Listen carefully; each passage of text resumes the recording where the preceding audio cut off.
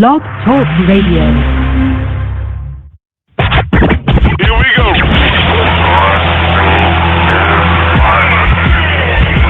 Blast off. This is True Capitalist Radio. True Capitalist Radio. I am your host, the man they call Ghost. The badass of business. Give him capitalism or give him death. That's it. Period. Broadcasting from his Skyline office studios in beautiful downtown Austin, Texas. You sound fruitier than a box of Fruit Loops, for Christ's sake. And now, he'll take it from here. Your host, the prognosticator of prognosticators, the man they call Ghost.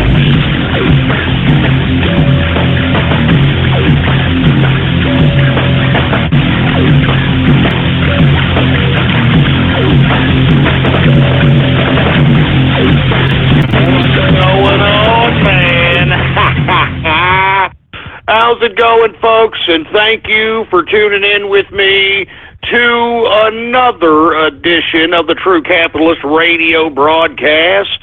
And of course, I am your host, the man they call Ghost. And once again, folks, I want to thank you very much for tuning in with me. This is episode number 495, episode number 495 for all the folks that are keeping track of the True Capitalist Radio broadcast. And before we get into anything else, I'd like for everybody to please spread it around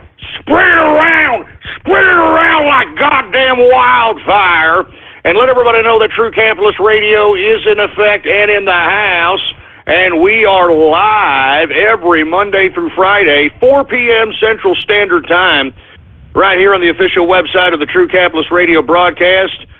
And it is, blogtalkradio.com/ghost. That's blogtalkradio.com/ghost. And before we get started on anything else, please follow us on Twitter and Gab. Twitter and Gab. Of course, Gab is the Twitter alternative. You can find me on both of those social media sites under the name Politics Ghost. All one word, no underscores. Politics Ghost is the name to follow on both of those social media sites. Anyway, folks, I want to thank you very much for tuning in with me. I hope you had a decent weekend. I sure as hell did not. I unfortunately had to, I have another show that I host on the weekends called the Saturday Night Troll Show, and it was a complete mess. So, I mean, aside from that, it was a decent weekend. I mean, whatever. All right. I mean, you know, whatever. You know, you just you gotta take them as they come. You know what I'm saying? Anyway, with that being said, folks, let's get right into the nitty gritty. Let's get into money. Let's get into cryptocurrency. You know what I'm saying? Let's get into the crux of the matter. Now, with that being said, folks, let's talk about Trump. This weekend, or actually before the weekend, he may have tweeted this on Friday, that he wanted Congress to start going full speed ahead on tax reform, that there would be some level of tax reform plan this week, folks. So you had a lot of folks in the investment community in the equities markets basically bull running in the equities, which we'll cover here after we cover cryptocurrency. But we saw a fall in the dollar. Now, when you see a fall in the U.S. dollar, you're going to see an increase, what do we say in financial fundamentals? Increase in equities, and should see an increase in commodities. That is not what we're seeing in the commodity sector. We'll take a look at that here in a second. But what I have found is that when we see a decrease in U.S. dollar, the value of the U.S. dollar, I'm starting to see a true reflection of the decrease in the U.S. dollar with the increase in cryptocurrency value.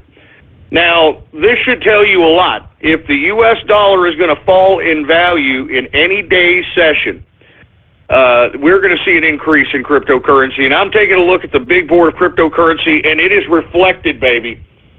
All right? It is purely reflected right here, right now. Let's go ahead and get to it.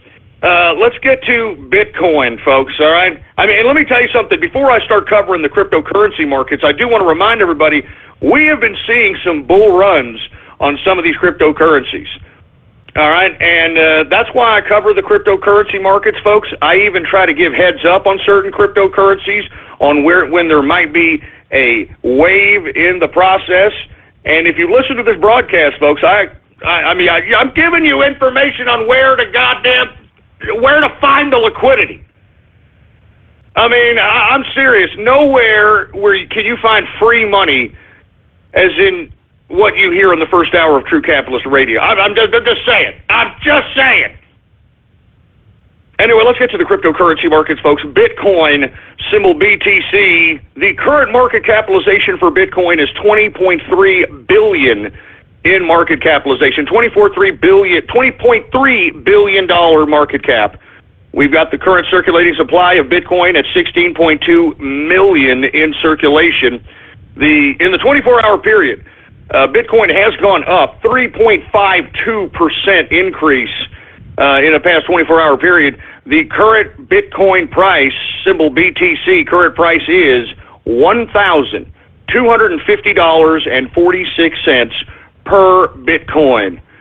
I'm telling you, man, I mean, we're seeing gradual increases all across the board. I mean, it's very rarely here do I see anything in the red side unless it's a contraction from some bull run that was happening in the past several days or something of that capacity. Everything is up. Let's take a look at Ethereum, symbol ETH.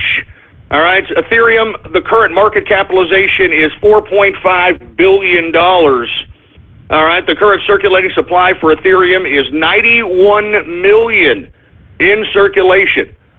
In the past 24 hours, Ethereum has gone up 3.21%. The current price for Ethereum, symbol ETH, current price $49.80 per Ethereum cryptocurrency. Now, the thing I want to talk a little bit about Ethereum is that I think we're going to see a breakout on Ethereum if we can get past this $53, $54 point. If the price of Ethereum can go up about $53, $54, we see a breakout like we see on Litecoin, which we're going to get to in a second, or on Dash, which we've been seeing here recently. This is the kind of bull run that we are waiting for on Ethereum. Ethereum has got tons of flexibility. We've got a lot of big money, big corporations, Silicon Valley looking into Ethereum. The flexibility with its smart contract technology makes it a unbelievable integrated type of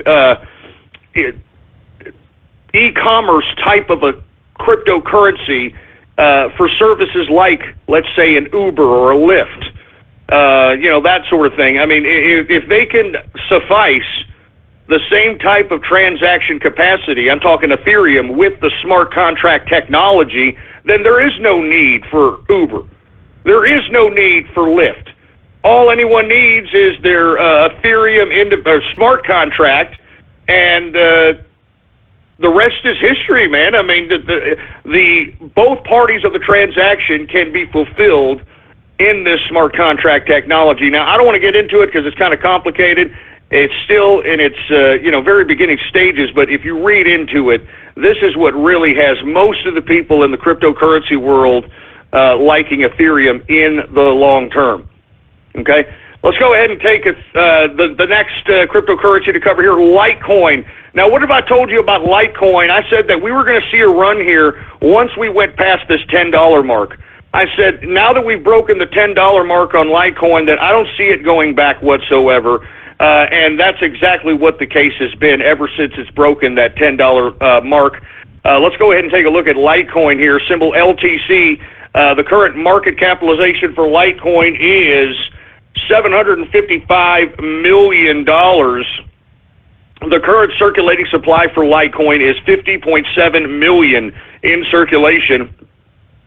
In the past 24 hours, Litecoin has gone up 5.73% increase in a 24-hour period. The current price for Litecoin, symbol LTC, current price, $14.88 per Litecoin. And it seems to me that we're going to continue to see these prices until we see the previous high prices. I believe it was about $20-something at one point for Litecoin. I think that once we start getting close to that, we could see some major contractions. I say we see some major contractions on Litecoin anywhere from $17 to $18 range. We see that price point getting close to $17 or $18. My speculation is that it's going to contract dramatically. So, if you get anywhere near $17 or $18, I would definitely want to, kind of trade that off into something that you can actually save those those profits and potentially get more profits, because you're going to see a contraction at some point in Litecoin. Let's go ahead and get to Dashcoin. Oh, yeah, Litecoin, once again, $14.88 per Litecoin. Let's get to Dashcoin, symbol DASH. The current market capitalization for Dashcoin is $520 million. The current circulating supply for Dashcoin is 7.2 million.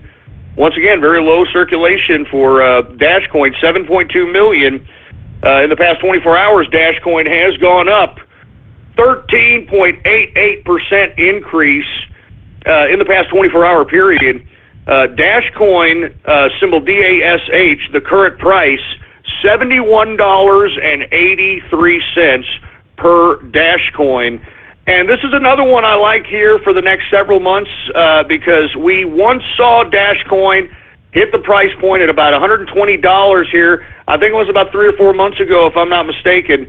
I definitely think that we'll see those price points again. When that happens, or we get near those types of price points, is we're going to see another contraction. And this is the name of the game in cryptocurrency. You want to be able to hold the cryptocurrency long enough to be able to gain these increases, and then once you gain and see those increases, get out and put it in something else that is either a safe bet. And a safe bet in cryptocurrency is something that doesn't really dramatically move either one way or another. You want one of these cryptocurrencies to put liquidity in a cryptocurrency that doesn't have any kind of big swings. Because, if you put it into something, that potentially could give you a loss, then, the liquidity that you made in the previous play is moot. So this is what makes people a little bit better money managers by default, the cryptocurrency markets. And that's why I love it. That's why I'm trying to cover it here. I'm trying to get as many people as I possibly can involved in it. Ever since I started covering this as the first financial coverage in the first hour, I mean, the prices have all gone up in every cryptocurrency you can see. Every one of them. All of them have gone up. And you see, folks, I would not have started covering this if I didn't truly believe that profitability was in the making. Now, even at these prices in which it has gone up, all right, in my personal opinion, I think we're going to see massive more increases. I mean, at least in the next year, minimum. I mean, the long term, who knows? Because, folks, let me take a break from covering the cryptocurrency here. Folks, as days go by, governments, international bureaucracies, corporations are now starting to see that they must succumb to the technological innovation of cryptocurrency. Let me go ahead and explain what I'm speaking of here. We had a few things that I tweeted and retweeted this morning that I was very, very interested in seeing here. One of the first things that I want to show everybody is that AT&T is exploring cryptocurrency car payments in a new patent that they are filing, folks. So here it is right here. Let me go ahead and retweet this. All right, AT&T explores cryptocurrency car payments patent. So they're already anticipating cryptocurrency being a form of payment in every capacity, including the car. All right, I'm just saying.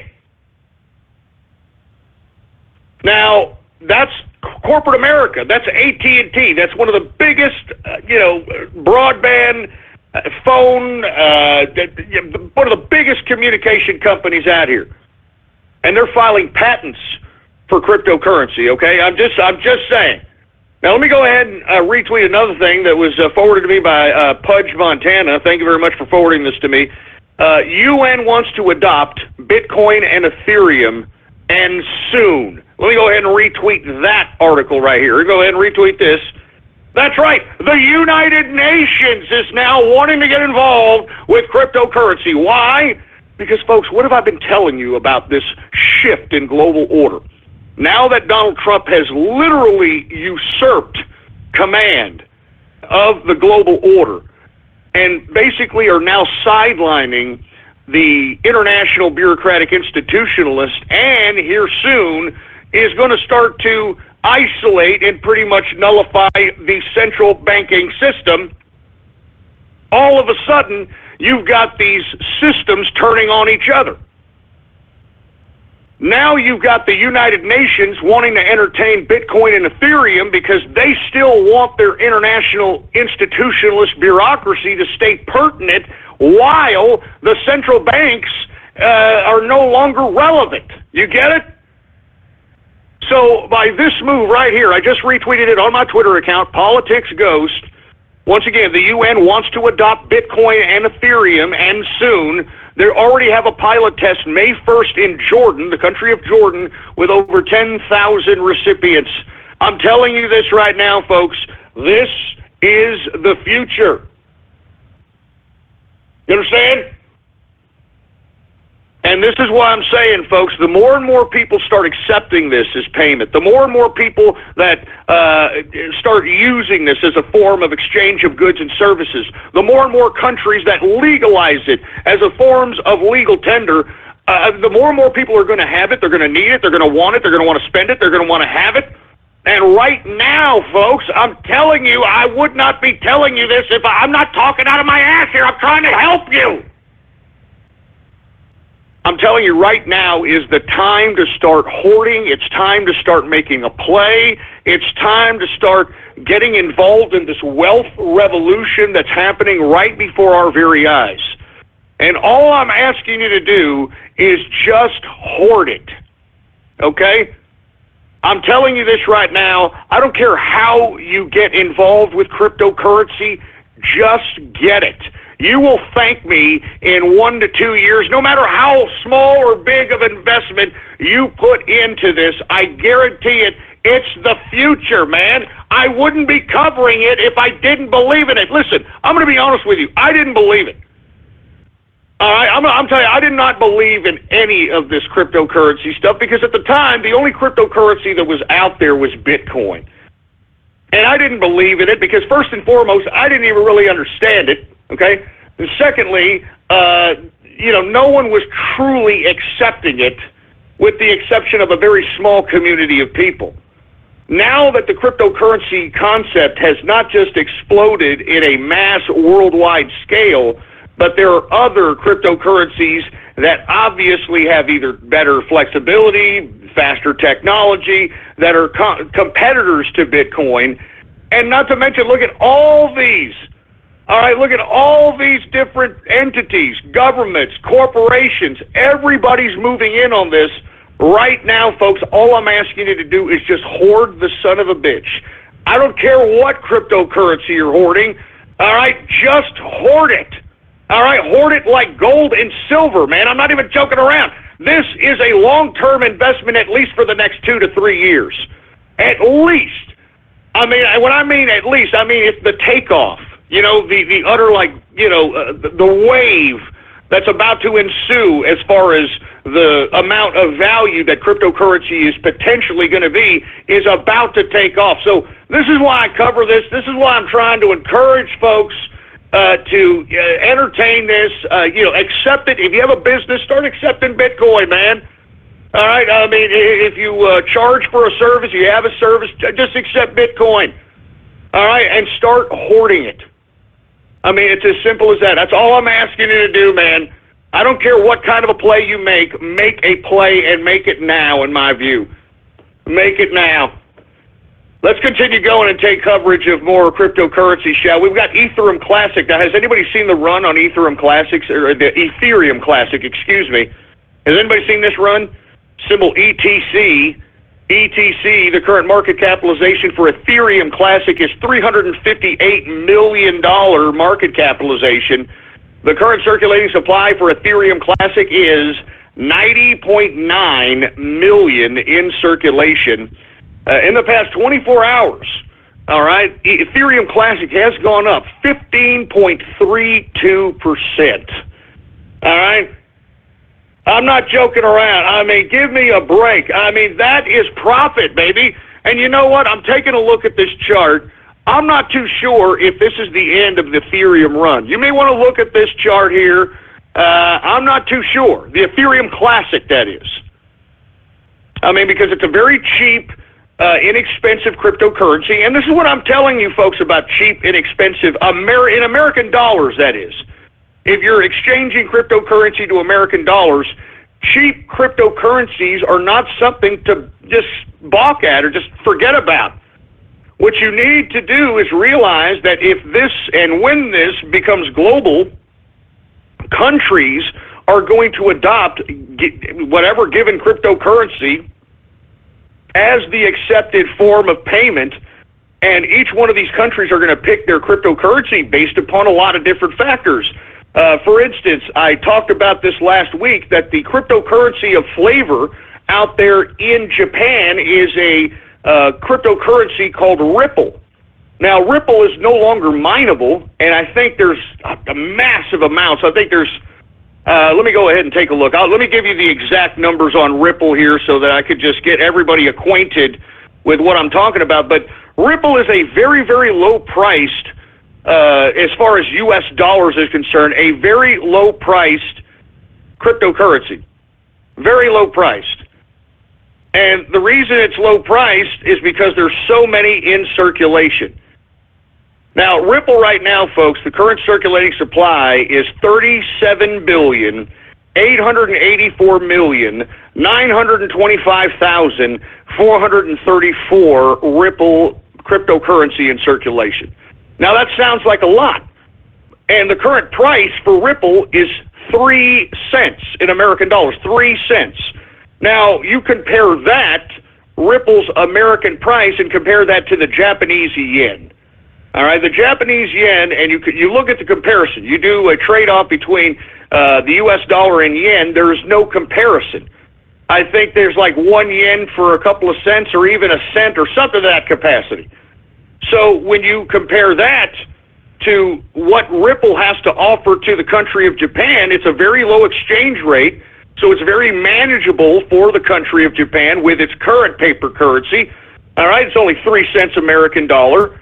You take a look at the massive amount of circulating supply, and it's no longer mineable, so it's already all mined. So what you see is what you get. All right? There's 37.8 billion in circulation, so that's enough circulating supply to be able to suffice a bustling, a very metropolis-based economy like Japan.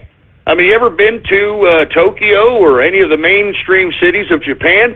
I mean, these people are constantly moving. They're all about getting from point A to point B. Technology. Technology plays a huge part in Japanese culture, the Japanese country, the Japanese people. And you see, they require a lot of yen, I guess, because you have to be able to purchase these products with this currency. And unfortunately, because back in the 90s, the Japanese and their central banks decided to just, go ahead and continue printing out goddamn money. Just continue to print out money. That's why.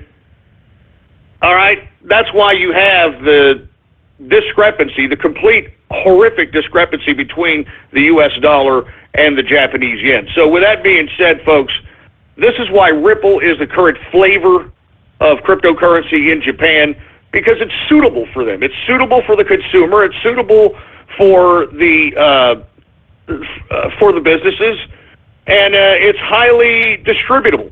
I mean, there's a lot of it out there, but it's still a finite amount. You know what I'm saying? So even though there's a lot of it out there, it's still a finite amount. Anyway, with that being said, let's continue going here. Once again, Ethereum Classic ETC current price is $3.94 per cryptocurrency of Ethereum Classic. Let's get to the Monero. The Monero is, how can we do this? Monero, symbol XMR, the current price, Jesus Christ, the current market capitalization, sorry folks, I've got people tweeting dumbass crap at me once again.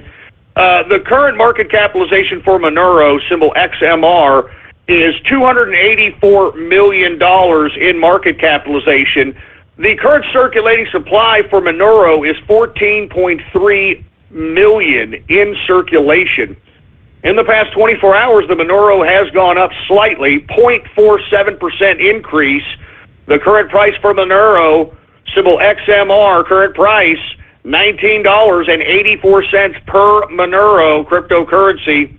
Let's get to Zcash, folks. Zcash, symbol ZEC. The current market capitalization for Zcash is $79 million.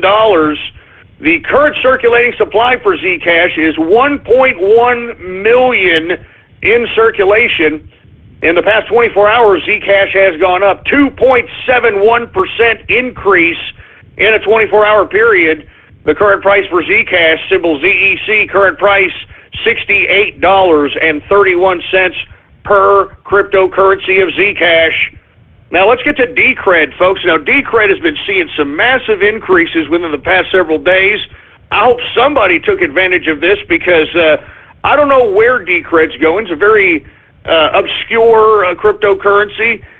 We shall see. What makes it kind of positive, in my view, is the fact that it's still in low circulation, and the fact that it's still highly mineable, and at the same time, possible room for growth.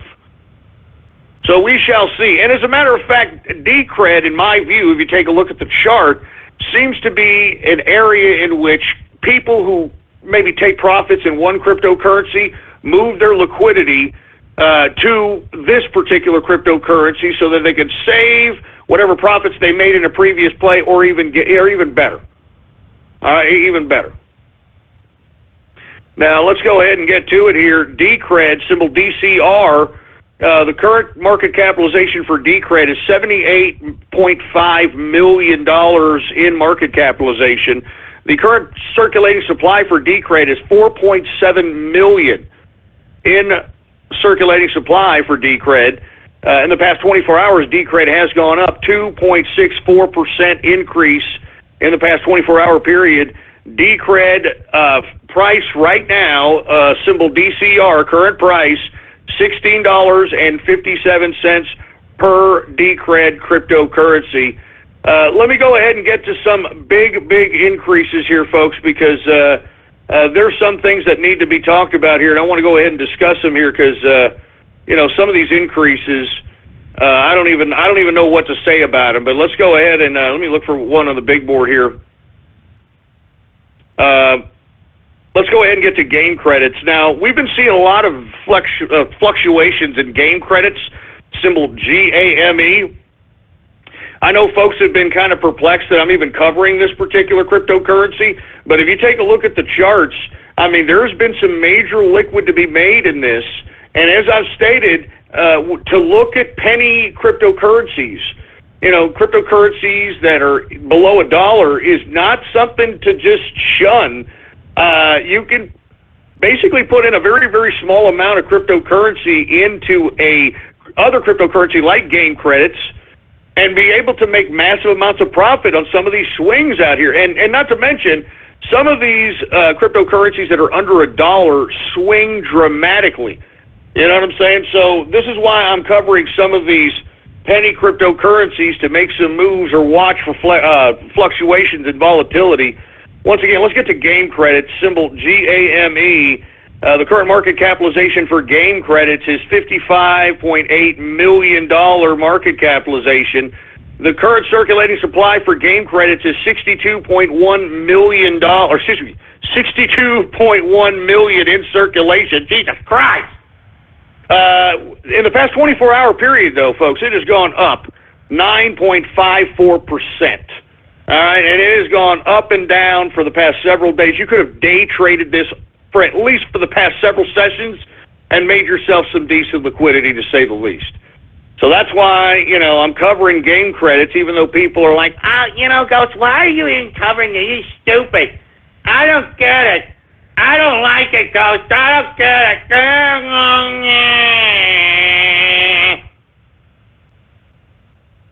Anyway, another one I want to talk about, another penny cryptocurrency is dinar coin, folks. Now, I covered this one last week. All right, did you remember I covered this on, I believe it was Friday or Thursday? I've been covering it here for the past at least a couple of different shows. Dinar coin, symbol EDR. If you would have at least made a play here this weekend, folks, dinar coin went up over 500%. I think in yesterday's sessions. All right, yesterday it went up 500%. Take a look at the chart. Take a look at the damn chart. Now, granted, you don't want to stay there. Okay? I mean, what you want to do as someone who's trying to make a play on one of these cryptocurrencies, don't get greedy. Don't get greedy. Get your profits and take it and move it. You know, once you saw that your dinar coin was making 500% on its money in one day swing, don't just sit there and let it just, oh, well, I'm going to make sure to get the fullest I can. Because take a look at the drop. Take a look at that drop on that chart.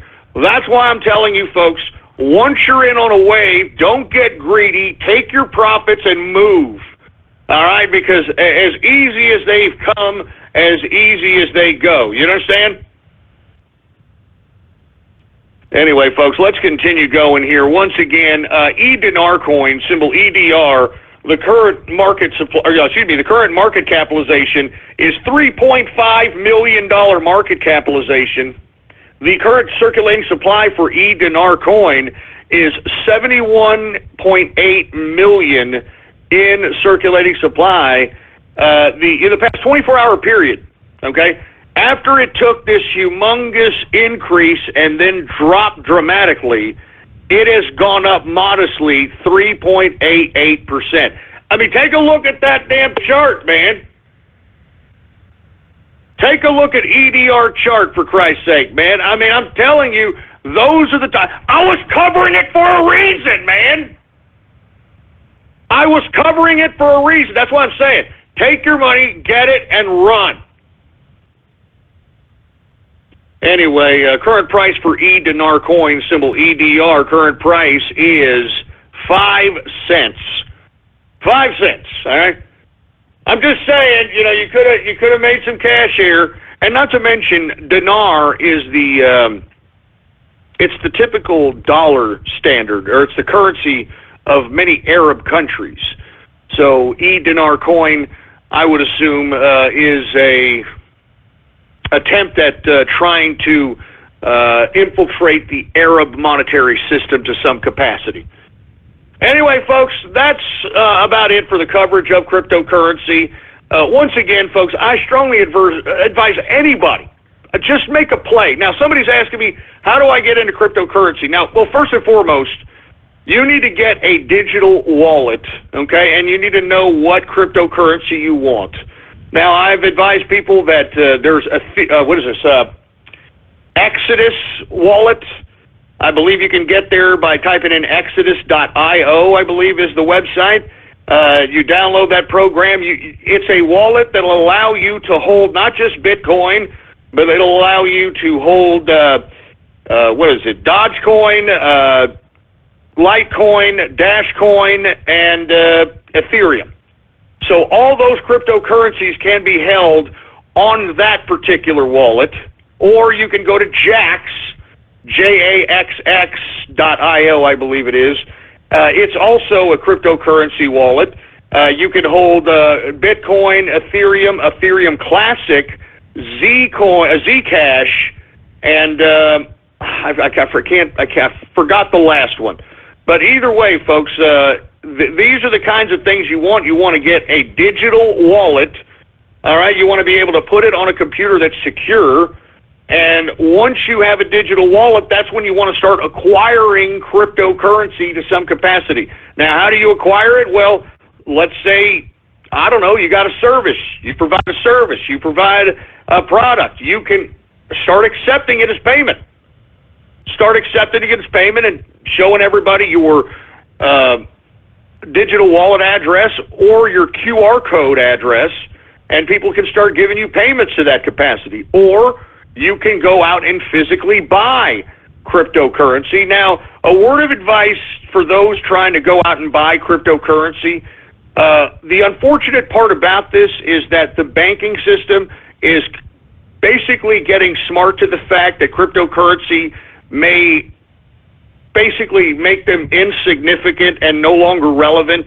So, in my personal opinion, it would be best to get yourself a third-party debit card to some capacity. Now, I know that you'll be paying a little bit of fees and that sort of thing, but with a third-party debit card that you can refill on your own, you won't have any kind of banking issues that I have been getting from folks in the United States and elsewhere as it pertains to obtaining or buying or purchasing Bitcoin.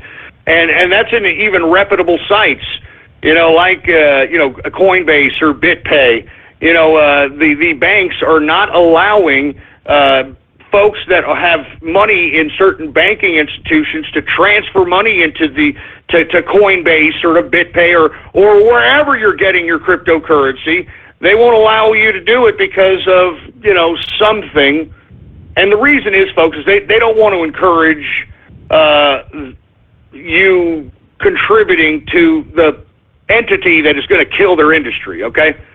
So my advice would be to get a debit card that's refillable, and you can purchase your cryptocurrency to that capacity. You can purchase, if you want to buy like mining power in the cloud, you can use that for that capacity. These are just strategies in which, if you find yourself in a precarious situation in which you put your debit card to try to purchase some cryptocurrency, for whatever reason they won't do it, all right, then just go ahead and go right into a debit card and just obtain it and hoard it. That's all it is. I just want people to hoard cryptocurrency and just wait a year or two and just watch what happens. Watch what happens, all right?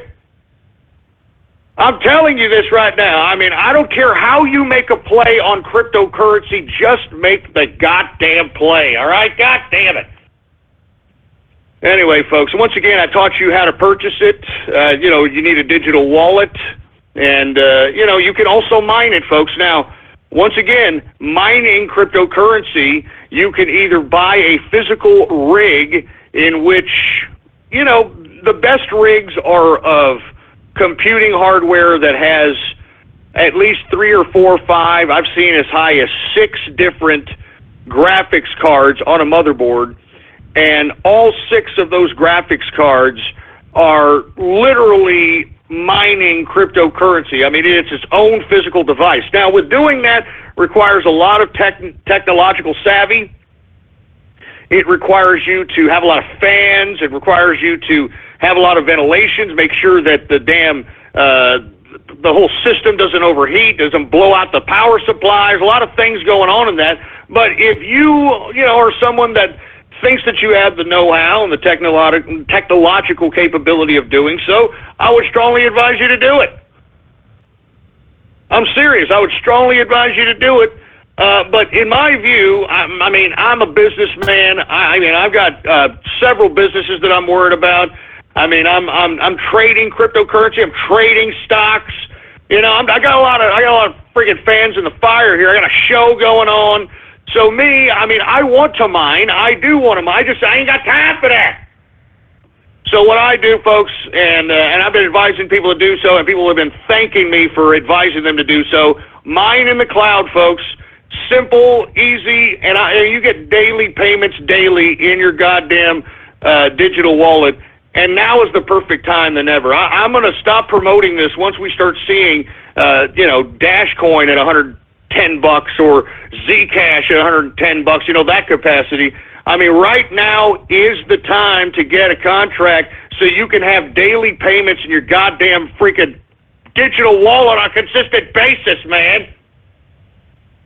So anyway, with that being said, let me go ahead and tweet out what I've been using, what many of the folks in the inner circle have been using, what many of the people in the capitalist army, the capitalist right have been using, and I'm talking about genesis-mining.com. Take a look at that. Once again, folks, it's very easy, man. You can start instantaneously mining, And what I like about this, it gives you the flexibility to use your mining power wherever and whatever. I mean, you can literally control your mining power to mine any of the cryptocurrencies that they have to offer. It's beautiful, man, without even having any kind of technological know-how, savvy, anything. That's why I like it. That's why I advise people to use it. I just tweeted it right now. Go ahead and take a look at the Twitter. All right, Genesis-Mining, and use discount code WEA296 to get the damn discount, man. I mean, now you couldn't get any better of a time, man. I'm telling you, couldn't get any better of a time. I'm just saying. Anyway, with that being said, let's get right to the goddamn equities markets, because now we have finally seen some volatility worth trading, for Christ's sake. Now, why are we seeing such a dramatic increase in the equities markets? Well, as I alluded to earlier in the broadcast, folks, the investors in America are feeling a little funny in the pants about the French election, and we're going to talk about that later. But if you all haven't heard, there is a runoff between Le Pen and Emmanuel Macron, or whatever the hell his freaking fruity name is. And that is unprecedented, because not a mainstream party candidate, from what I understand, actually made it into the runoff election, which I believe is unprecedented in at least in modern times in France. I could be wrong, but that's one reason why you've got investors today feeling funny in the pants. And another reason is the President of the United States' insistence on a tax deal being done, or at least being proposed this week. Now, I am looking forward to that proposal. I want to see, in my personal view, some lower corporate taxes. I want to see something done, at least some kind of incentivized-based capital gains incentive, like Donald Trump talked about during the campaign. 0% on capital gains up into $150,000. That means you can make $150,000 in capital gains, and you don't have to pay zero. You pay zero tax on it. You only pay tax after $150,000, and you pay the capital gains tax, which hopefully will be a lot less expensive than the current tax that we are seeing today. And not to mention, folks, we need employment opportunities. We need employment incentives. We need regulatory cutting. We need it all. And this is what we are waiting for, as far as the folks that have businesses, as far as the folks that are potential employers. I mean, that's what we're wanting. And as a matter of fact, that's what the stock market was looking towards. Now, let me go ahead and take a look, and let me show you the decent volatility that we're having today. Now, folks, I did advise a stock today. I advised the stock Ocean Power Technologies. It was up 91% in the pre-market. Now, what do I always say when I advise a stock in the pre-market? I say, don't go in right when the bell rings, all right? Don't go in right when the bell rings. Wait for the first dip, all right? And, you know, that's what you wanted to wait for. And that first dip, in my view, came in around, I'd say right about 9:30, okay? And you could have bought it around 264, and then you could have just traded it from 260, 271, 250. I mean, look at that volatility, man. It kept going up from 250 to 270 out throughout the whole goddamn day. Look at that crap. Look at that. Look at that crap, man. I mean, that was just in and out all day long. That's what I was doing all day long, folks, just going in and out. Not to mention, folks, it was a very cheap stock. So that's what I try to advise folks. You know, I know I haven't advised, you know, stocks to watch in a while, because there hasn't been much volatility for anybody to make any kind of day trading or pattern trading plays. So I haven't made any kind of stocks to watch. Not to mention, the volume has sucked. The volume sucked. Anyway, the reason Ocean Power Technologies was so high today in the market was because of a buoy system that was implemented in Japan, which constitutes, the first of its kind with this company and a Japanese company, which, got a lot of people funny in the pants. And as a result, this is what you have out here. I mean, you have, some positivity. What have I always told you about news? News makes profits, folks. That's why you always have to stay on focus with the business news, the current events. All right? I mean, news makes money, believe it or not. Right when the Syrian strikes happened, did you take a look at how much gold and silver went up instantaneously right then and there?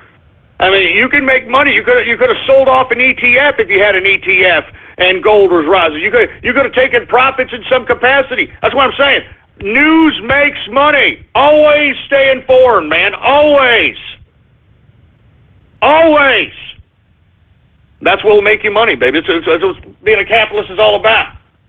All right? That's all I'm saying. Anyway, let me go ahead and get to the stock market, folks, because this is what made everybody in the stock market feel funny in the pants today, was because they're anticipating the tax cuts. Now, with that being said, as the weeks go by, if we start seeing that we're not seeing any kind of progress as far as that tax cut is concerned, you better well see that we're going to see these damn increases go down like hell. Because this is all anticipation for these tax cuts. And not to mention, if the tax proposal itself is underwhelming, for instance, we don't see the 15% corporate tax rate and it's a 25%er, all right? Or if we don't see $150,000 0% capital gains tax, or if we don't see any kind of incentivization for employers to, hire employees, then I don't see any more growth in this particular equities market in the short term. All right, I'm serious. So, in my view, as much as today was a very, very good day to gain liquidity in the equities markets, I think it's short-lived in my view. I think it's short-lived.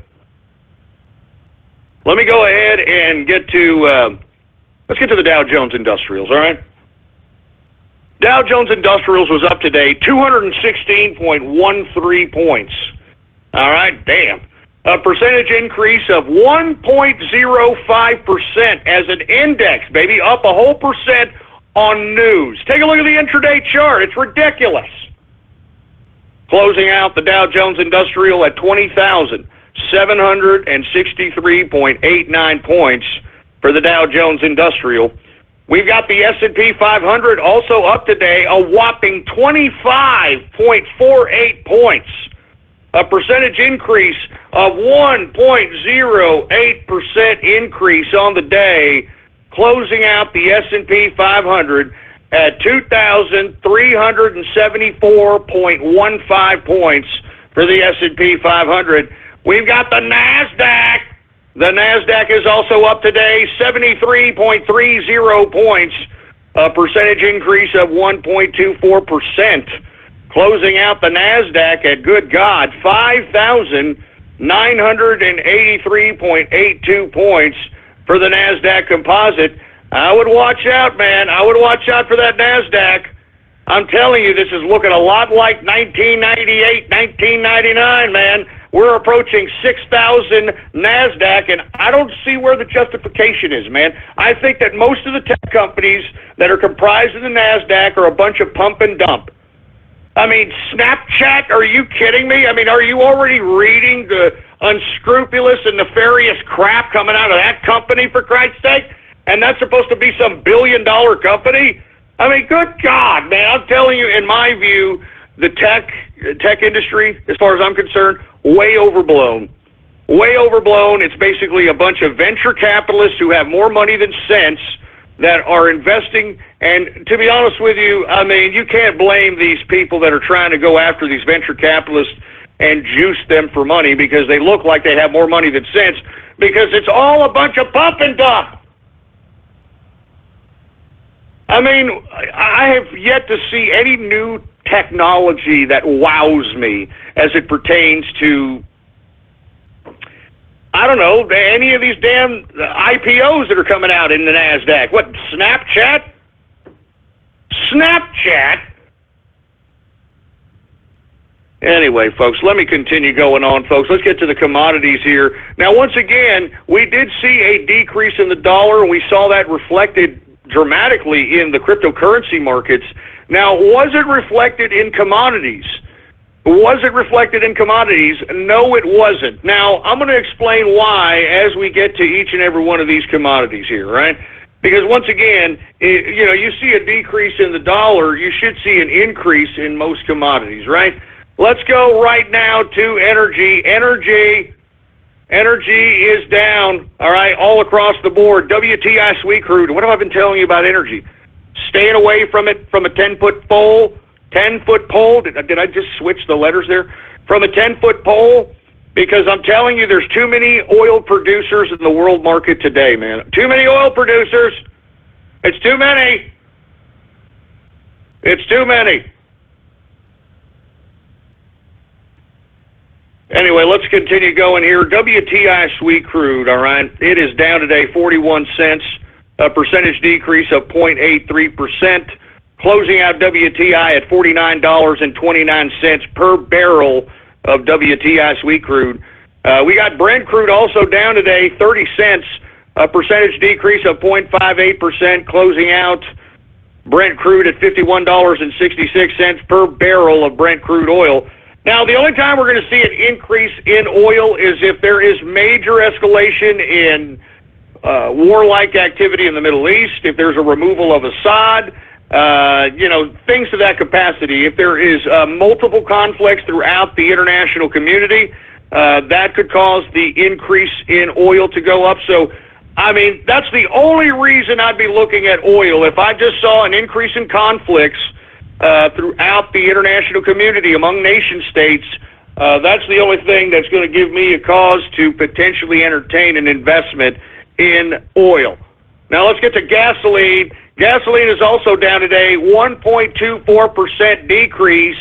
The feast or famine natural gas, it is also down today, 1.19% decrease for natural gas, and heating oil down 0.66%. Let's go ahead and get to metals, shall we? The metals! Let's get to the goddamn metals! Now, the reason we're seeing a decrease in metals, folks, this has more to do with the elections in France than anything else. All right? I mean, this has much to do about France than anything else, all right?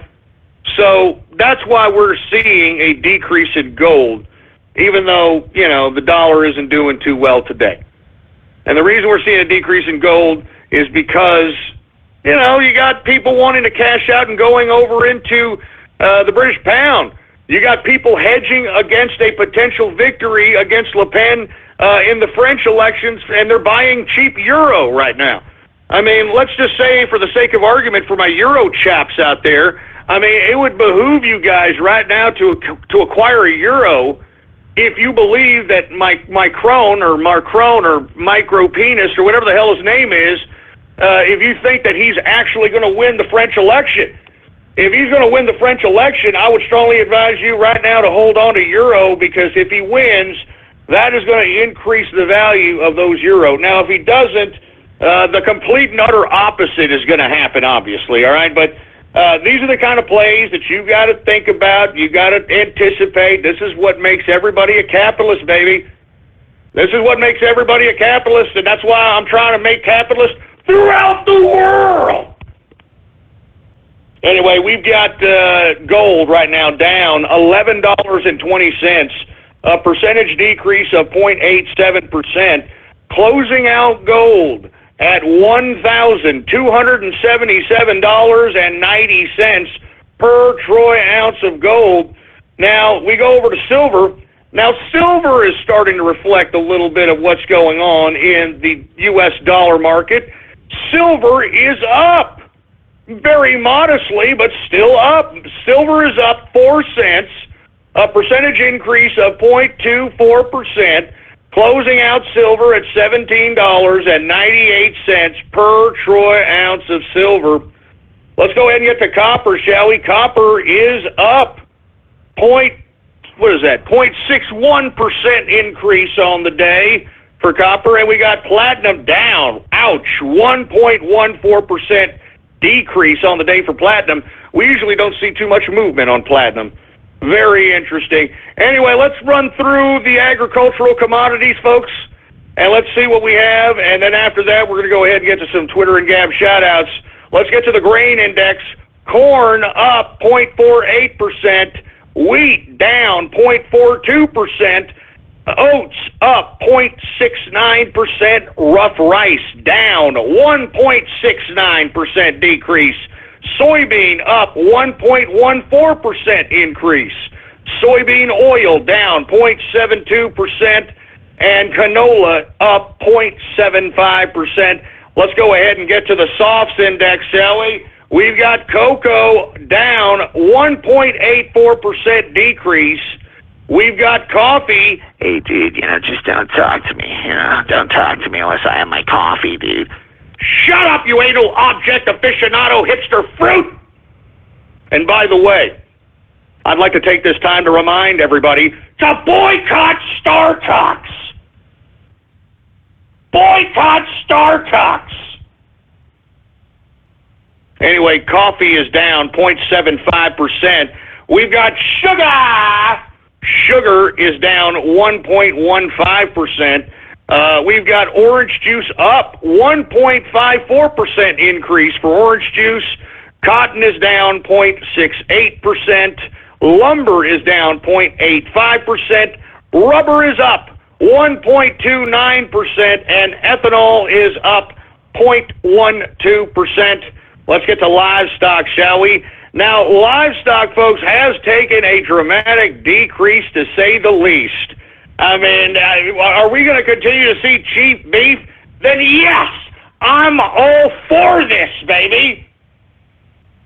Live cattle, folks, down today, 1.59% decrease on the day for live cattle. We've got cattle feeder down, 1.09% decrease for cattle feeder. And lean hogs, look at that old lean hog. Lean hog is up 1.76% increase on the day. And that, my friends, is the markets for your ass, all right? All right, now thank you very much for tuning in with me for the first hour of the markets, folks. Once again, I am giving you all millions of dollars of information. It is up to you to use what I am giving you all out for free and apply it to your lives and make yourself the badass capitalist that I know you can be. The only person prohibiting you from being a capitalist is you. So anyway, with that being said, let's go ahead and take some Twitter and Gab shout-outs for all those folks that are tuning in. And for you folks that are unaware, all you got to do to get a Twitter and Gab shout-out, let's go ahead and go with Twitter first. All you have to do is retweet the tweet that states True Capitalist Radio Live. You've just got to retweet the tweet that states True Capitalist Radio Live. You retweet that tweet, I will give you a Twitter shout-out live right here on the broadcast, right here and now. So without any further ado, hey, engineer, do we got any Twitter shout-outs to be had? All right. Well, without any further ado, let's go ahead and get some Twitter shout-outs right now. All right, who do we got here? We've got the Smiler in the house. We got the Brony Network. We've got Peyton Snake. What the hell does that mean? We got Finchy Bird. Did I oy vey that? Did I oy vey that? Shut up. All right, don't start. All right. Snake and Bake Radio. Oh, Jesus Christ, man. Tyson's wife's son. Oh, man, look, don't get me started on Neil deGrasse Tyson right now, all right? We're going to talk about him after Twitter shout-outs. That disgusting, pathetic, supposed scientist. We're going to talk about him in a minute. Let's not get ahead of ourselves, all right? Let's not get ahead of ourselves. We got Polak in the house. What's going on to Kingfish? Lord Shekels. We've got Metroid Junkie. We got Chad Ghostal, whatever the hell that's supposed to mean. We've got, I'm not going to say that disgusting name, you pathetic crap. We got Young Ghost in the house. Once again, if you want a Twitter shout-out, all you got to do is retweet the tweet that states True Capitalist Radio Live. You retweet that tweet, I'll give you a Twitter shout-out live right here on the broadcast right here now. We got Sergeant Yoda in the place. What's going on, man? Let's take a couple more Twitter shout-outs here. We got Lest We Forget. We've got, I'm not saying these for pathetic names, for Christ's sake. Columbus Blowjobs. What the hell does that mean? Buy beer with Bitcoin. All right, shut up, you stupid moron. All right, just shut up. Crypto Shekel Hoarder. Son of a... Shut up! Just shut up! Crypto Shekel Hoarder. Son of a bitch. Give me the freaking... Can't believe you, man. All these Jew jokes on Holocaust Remembrance Day. Oy vey!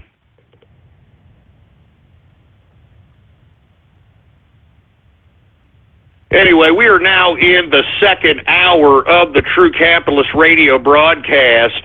And, of course, I am your host, the man they call Ghost. And once again, folks, I want to thank you very much for tuning in with me. Before we get started, I'd like to remind everybody to please spread it around like wildfire. And let everybody know that True Capitalist Radio is in effect and in the house.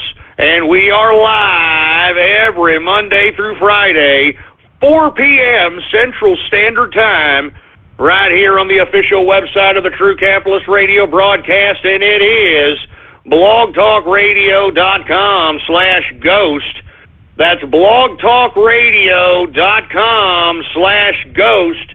And before I get started on some more Twitter or Gab shout-outs, I'd like to remind everybody that we've got helicopter rides apparel. You're goddamn right. Let me tell you something. These shirts, stickers, mugs, they're popular as hell, baby. I mean, people are having an immense disdain for Antifa, for commies, for socialists, for SJWs and leftists. Let me go ahead and retweet this tweet, folks, all right now. All right, helicopter rides apparel. Go ahead and take a look on my Twitter right there, baby. Get yours today and trigger these sons of bitches.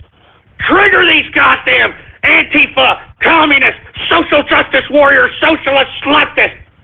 And tell them through your apparel that they deserve helicopter rides, for heaven's sake. You can run, you can hide, you get helicopter rides. Good God. Anyway, let's continue going on with Twitter shout-outs here, all right? We got the Green Leader in the place. We've got P. Ryan Loves Pizza. What the hell? Oh, man, what the hell is that supposed to mean?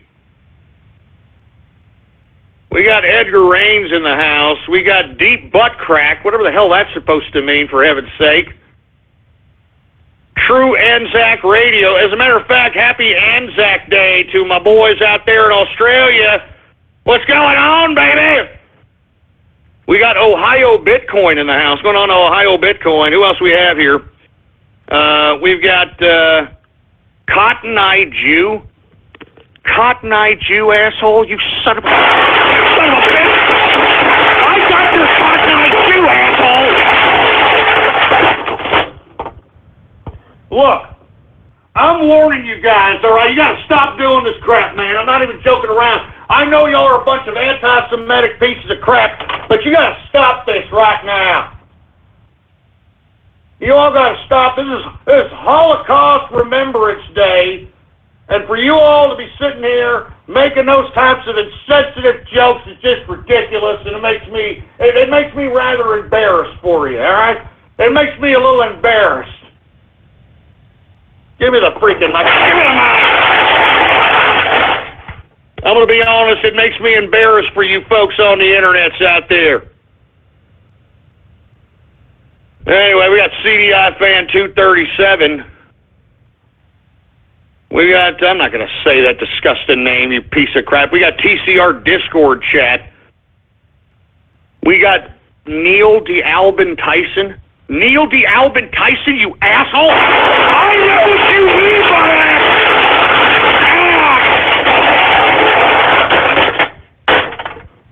I know what you mean by that! Son of a bitch. Give me the damn mic. Yeah, you see, you keep on. See what happens there, boy. Pissing me off, man. Every day I got to put up with this crap, man. Every goddamn day. Just for trying to make the show a little goddamn interactive, this is the kind of crap that I got to take every damn day. Anyway, we got Lego Fan 421, all right? We got Ruhr in the house. Hillary Clinton coin. I mean, what happens? Does it magically get erased once you buy it? Hillary Clinton coin. Get that crap out of my face. Well, who else do we have here? We got J-Man sniffing underwear, whatever the hell that's supposed to mean. We got, I'm not going to say that stupid name, you moron. Paris down 200% for Le Pen? The hell does that mean? I don't get it. What the hell is that supposed to mean? We got the Yellow Rose of OEU. Shut up, man. Just shut your stupid mouth. We got Supa in the place. Double-dipped dickhole. Double-dipped dickhole. Try to say that 5 times. Double-dipped dickhole. That's very... How cute. How cute. Jesus Christ, man. Albin, the science guy. Look, shut up with that shit! Just shut up with that shit! Look, I'm warning you, man. Shut up with that crap, or I'm going to get off this broadcast right now. I don't need to be broadcasting right now, all right? You better shut up with that crap, or I'm just going to end this goddamn broadcast. Give me the mic. I'm telling you, you all better shut up with that crap, or I'm ending this damn broadcast, you morons. Jesus Christ, man. We got, what is this, mother of all bombs for 6th Street, huh?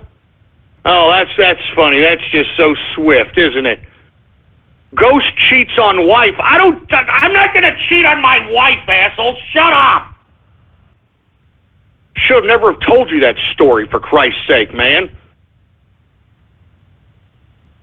Teacher's pet for France. Yeah, no kidding. You know, did you hear about the, what is it, that Macron idiot, the idiot that's running against Le Pen, the Macron, whatever. Do you know that his wife is 24 years his senior and used to teach him as a schoolboy? Oh, the French, huh? Oh, that's so great, isn't it? Jesus Christ. Anyway, let's move on. We've got Jews down by 6 million %. Look, that's it. That's not funny! That's not funny, you sick bastards! Look, I'm ending the damn Twitter shout-outs with that. That's not funny! That's not funny! This is Holocaust Remembrance Day! You understand that? How dare you, man? Give me the mic! Jesus Christ, man! Anyway, look, I'm gonna look. Let's just go ahead and let's go ahead and go to Gab Shout Outs, for Christ's sake. I mean, you guys are pissing me off. If you want to have a Gab shout out, all you've got to do is repost the first post on my Gab account, and the Gab account is Politics Ghost, all one word, no underscores. Politics goes. And before I do, let me go ahead and get a sip of water. Yeah, water. I know, it sucks. It sucks being on this damn wagon. It sucks.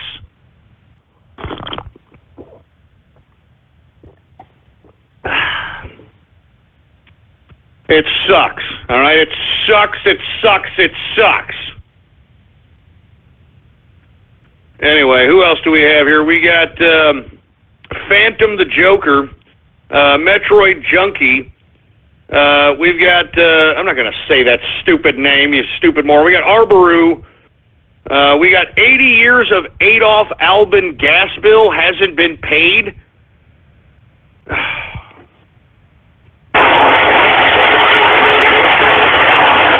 Tired of this goddamn crap, man. Tired of this crap. Look, enough of the Jew jokes, all right? It's Holocaust Remembrance Day. Why don't you pay a little bit of respect, all right? Why don't you pay a little bit of respect, for Christ's sake? Good God. Jesus, give me the mic. You know, why don't you pay a little bit of respect? Have a bagel or something, you freaking anti-Semitic pricks. Jesus Christ, man. Anyway, who else do we have here, for Christ's sake? We got, there's the Brony Network again. We got Ben, what is this? Ben Miova and... shut up! I know it! You shut your ass, whoever tried to make me say that! You son of a... Screw you, man! All you people that try to make me say this shit crap, go shove it up your ass, man! I don't understand you people, man!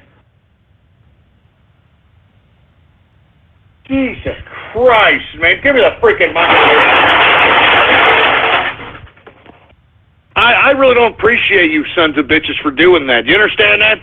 One more of those and I'm stopping this crap. We got Chris Hyde in the house. Neighbors, rice patty cupcakes. Shut up, all right? I should have never have told you idiots that story to begin with. But you see, this is what I get. I mean, I try to be a little candid with my audience out here. My audience, they don't even give a crap. They're going to rub it in my face like a bunch of goddamn stupid asses.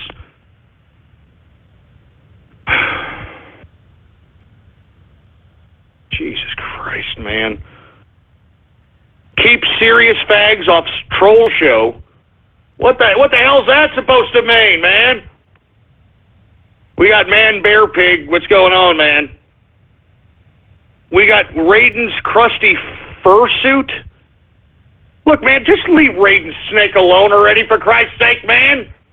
Just leave him alone. Man, Jesus Christ. We got Rock Ape in the house. Take poll shout-outs? Take poll, like from 4chan poll shout-outs? Man, are you kidding me? I can only imagine what the hell they're going to freaking crap out of their degenerate minds. Are you joking? I can only imagine. Anyway, well, I'm only going to take a couple more of these, and we're going to have to move home. We got a lot of things to talk about today, man. I mean, we don't have time to be messing around with these idiots. I'm sitting over here. All I try to do with these damn shout-outs is try to make the show a little interactive, and this kind of shit I get. Excuse me, this kind of crap I get.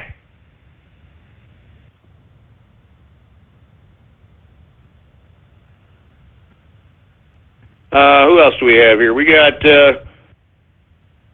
Alex first, Bill second, Ghost next. Are you trying to say, like, take me off the air, asshole? Is that what you're trying to tell me? Huh?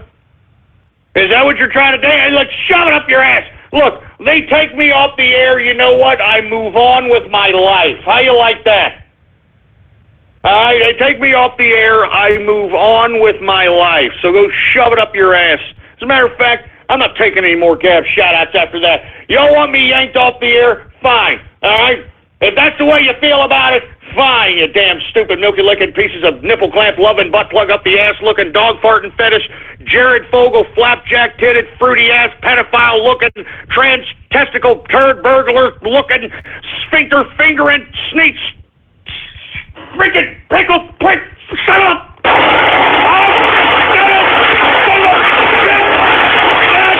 You're the hate curator!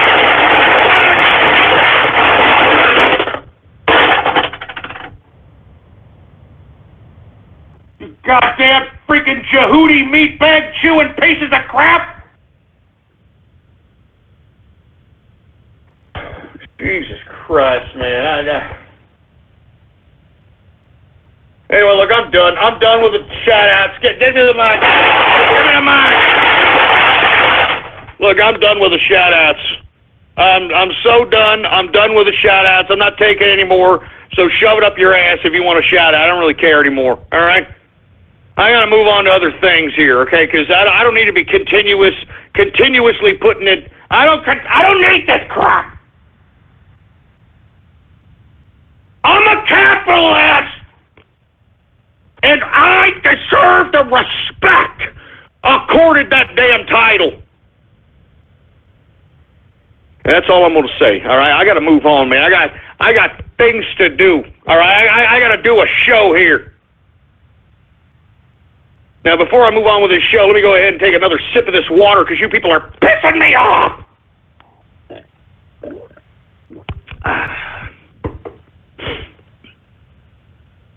All right, let me calm down here. Let me calm down and cool down here.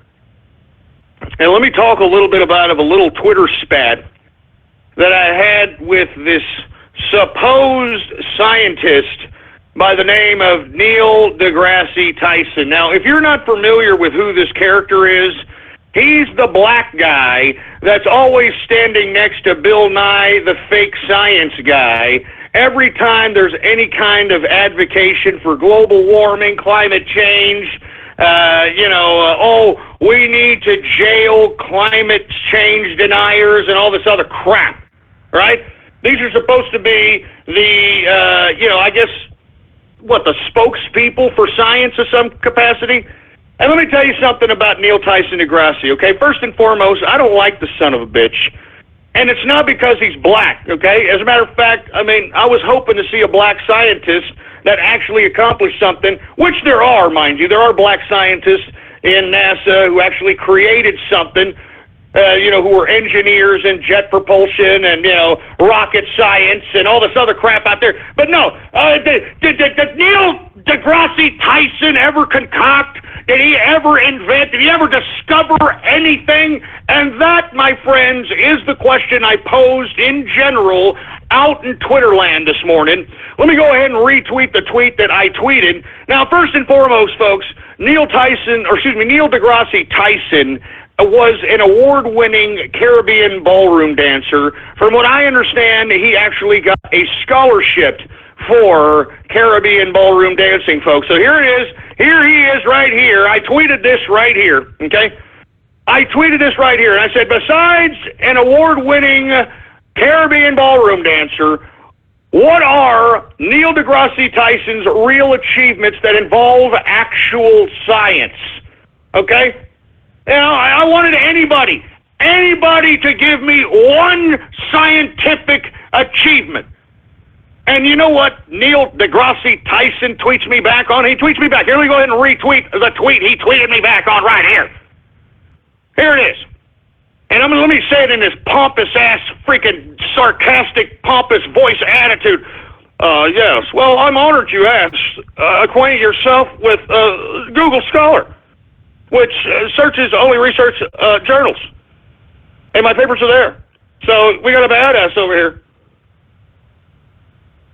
And you see, that is your response, Neil deGrasse Tyson, to search Google Scholar for your achievements? Okay, great. You wrote some papers. Great. I'm very proud of you. I'm very proud of you there, Neil deGrasse Tyson. I am asking you, what's your goddamn scientific achievement, innovation, creation, discovery? I'm asking you. And not only am I asking you, I'm asking anybody to name one, and no one has named one. No one. You know what I got? I got a bunch of kiss-ass of Neil deGrasse Tyson, and this just goes to show you. Let me just explain something. Before I get ahead of myself, let me retweet the responses I gave, and then get into what I'm about to get into as it pertains to this infatuation with this affirmative action scientist, okay? Now, first and foremost, I retweeted him this. I said, if one writes papers, they're a scientist. I thought one actually had to create, discover, or invent something. Thanks, Neil deGrasse Tyson. Here it is right here. I retweeted that. I tweeted that right at that son of a bitch. And then I tweeted, I'm just asking for one specific invention, discovery, or creation by Neil deGrasse Tyson, and nobody, not even Neil himself, can name one. And I retweeted that. Okay? Now, I had people, and you know who you are, who were tweeting at me the same garbage that this idiot affirmative action scientist responded to me with. You stupid morons, like, yeah, well, here, look, here, search for his papers. Okay, search for his work. Here's his scientific work. I'm asking you all for a definitive scientific discovery, invention, or creation. And no one. And you know, the other people, if it wasn't people directing me towards, like, list of his crappy papers, which we'll go ahead and go over, by the way, but it was people that were like, well, you know, even though I don't like Neil deGrasse Tyson, I do appreciate his work. He does great scientific work. Oh, yeah? I don't mean to be picking on Trump and capitalist out here, but, you know, I have to since he was on Twitter here. You know, Trump and capitalist here, he tweets at me, okay? And I don't mean to be picking on him, but I'm just going to use him as an example because he underscores, his response underscores the fetish that people have for this Neil deGrasse Tyson, all right? This fetish! Trump and capitalist says, kind of disagree with me. Right? He kind of disagrees with me. While writing papers doesn't necessarily make you a scientist, the content does. While no fan of deGrasse, his work is good. Okay, so I was like, oh, okay, that's great. Well, you know, really? I tweeted back at Trump, really? What's your favorite work and why?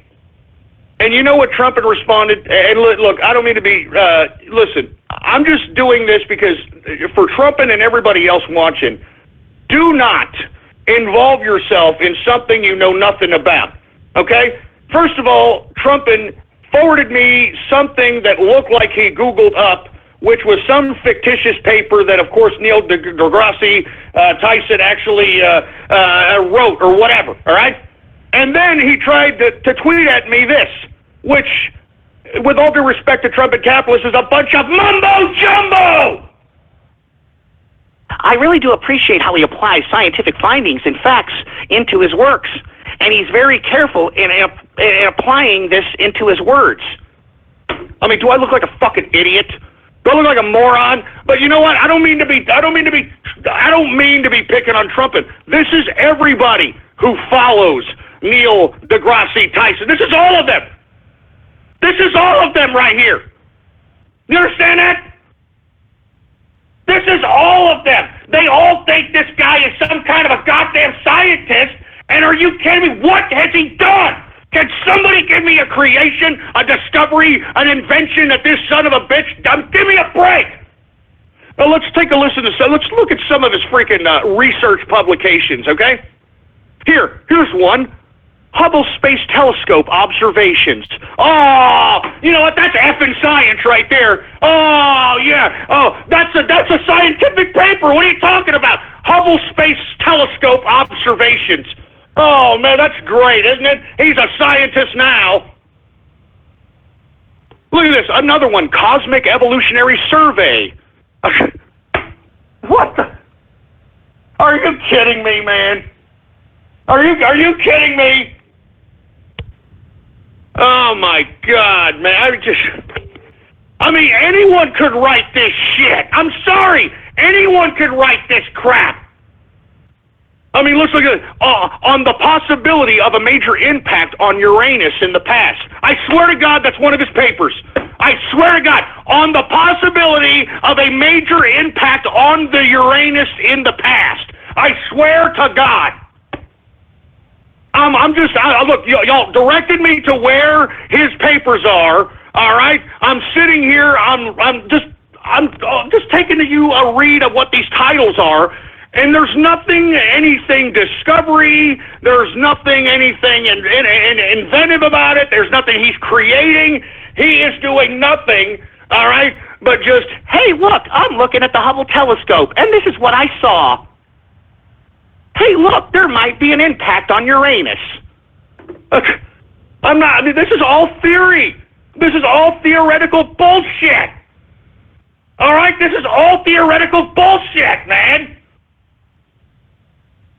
I mean, somebody, please give me a freaking scientific innovation, creation, or discovery that this goddamn Neil Tyson deGrasse, affirmative action scientist, has actually done, or I'm calling you all out for being a bunch of, with a lack of a better term, jocking some scientist, quote unquote, that looks like Cleveland Brown. And look, I don't mean to make that correlation between, Neil deGrasse Tyson and Cleveland Brown, but I'm starting to think that it's that simple with some of you simplistic pricks. Because I'm just telling you right now, if there was something that validated Neil deGrasse Tyson's hubris and pompous attitude and have him some sort of a authority on science, he would have at least invented something. He would have engineered something. He would have done something. He hasn't done anything. It's all freaking theoretical crap. This is theoretical crap, man. Sick of these freaking scientists that are getting this asshole's getting grant money to write this nonsense. On the possibility of gas-rich dwarf galaxies in the Lyman Alpha. Oh, Jesus Christ. I mean, are you kidding me? I mean, you notice these are all on the possibility. On the possibility. Oh, Hubble Space Telescope observations. On the possibility of a major impact on Uranus, on the possibility of a gas-rich dwarf on galaxies in the Lyman Alpha. I mean, Jesus Christ, and this constitutes a scientist, folks? And this constitutes a goddamn scientist. You people are idiots, all right? You people are idiots. You know, what Neil deGrasse Tyson represents to me is the same crap, the same guilt, the same, I don't know what you want to call it. I don't know, I think maybe people have like a fetish with ethnic folk now or something. But the same garbage that got Obama elected president twice, the same hysteria, the same ridiculousness, is the same reason why Neil deGrasse Tyson is supposedly some mouthpiece for science. All right? And let me tell you something. He hasn't given me one goddamn shred of freaking achievement in science. And you know what? The only achievement that I have found in his background is in 1994, okay? In 1994, NASA gave him Person of the Year. Oh, that's just great. 1994, NASA gave him Person of the Year. That's just great.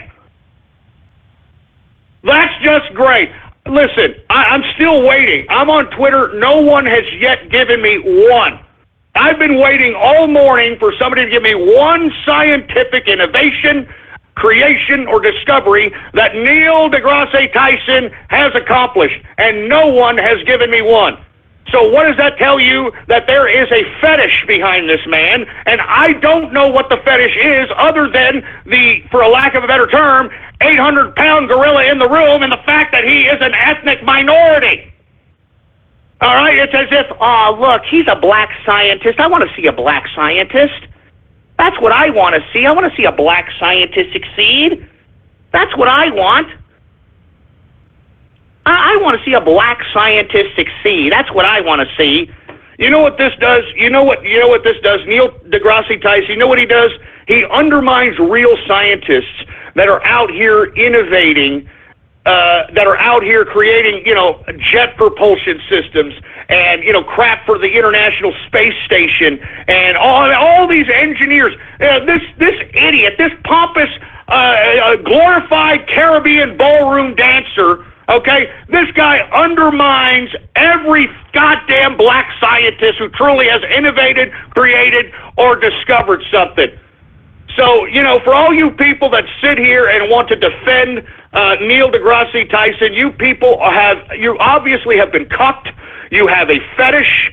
It's obvious that you have a fetish that you want to see, black people achieve something through affirmative action, because that's the only thing justifying this man being such a big mouthpiece for science. Okay? All right? Seriously, I'm not joking around. That's the only reason why everybody... he looks like Cleveland Brown, and we all know how much you man-children seem to have a fetish for Cleveland Brown. So I want to know exactly what this man has done. Give me one goddamn scientific fucking achievement! One! Give me one! Look, I see Trumpet Capitalist over here trying to defend him on Twitter. Why don't you give me a call, Trumpet? Huh? Why don't you give me a call and we'll have a debate about Neil Tyson deGrasse. I know I've read his works. We'll talk a little bit about him. We'll see which one you like the best. How about that? Okay, we got somebody from here. Let's see if I can catch this idiot. 360. Let's hear an accomplishment by Neil deGrasse Tyson. What's that saying now? I don't know. Knock it off! Yeah, you see that? That's what you get right there. Well, that's what you get. I got Twitter from somebody that, oh, well, yeah, I got something for you. I'll give it to you. I'll give you one of Neil Tyson deGrasse's accomplishments. I just did, and it sounds like some brat taking care of his little sister. Look, I know that it breaks a lot of your little freaking hearts that you people think that, oh, well, he's a great guy. He's a good scientist. I like him. You can't explain to me one side. Look, we got Trumpet Capitalist. At least he's got the balls to call up. Hey, Trumpet, give me one accomplishment, one scientific accomplishment about your boy. Look, first and foremost, I'm not defending Neil deGrasse Tyson for any reason, but listen. No, don't worry about it. Don't worry about it. Listen. You said you kind of disagreed with me, which I'll give you. Give me the piece that you like about Neil Tyson deGrasse. We'll talk about it right now and why you like it. Go ahead. And give me an achievement while you're at it. Excuse me. The piece I like is the 1991 paper that he wrote, which I see on here. It's called A Study of the Abundance Distributions Along the Minor Axes of the Galactic Budge. When I read it, I really liked it. Well, first and foremost... Oh, what did you like about it? What did I like about it? I liked how, he was able to go out and do a couple of tests. Well, I wouldn't say tests, but rather, make calculations and make very careful calculations to make sure that his work was at least 95%. What was his work about? You read the research paper. What was he trying to postulate, sir? He was trying to postulate about distributions, how abundance is distributed among the axis, the minor axis, the minor of the galactic budge. Now, I'm no physicist or whatnot. I know very little about it.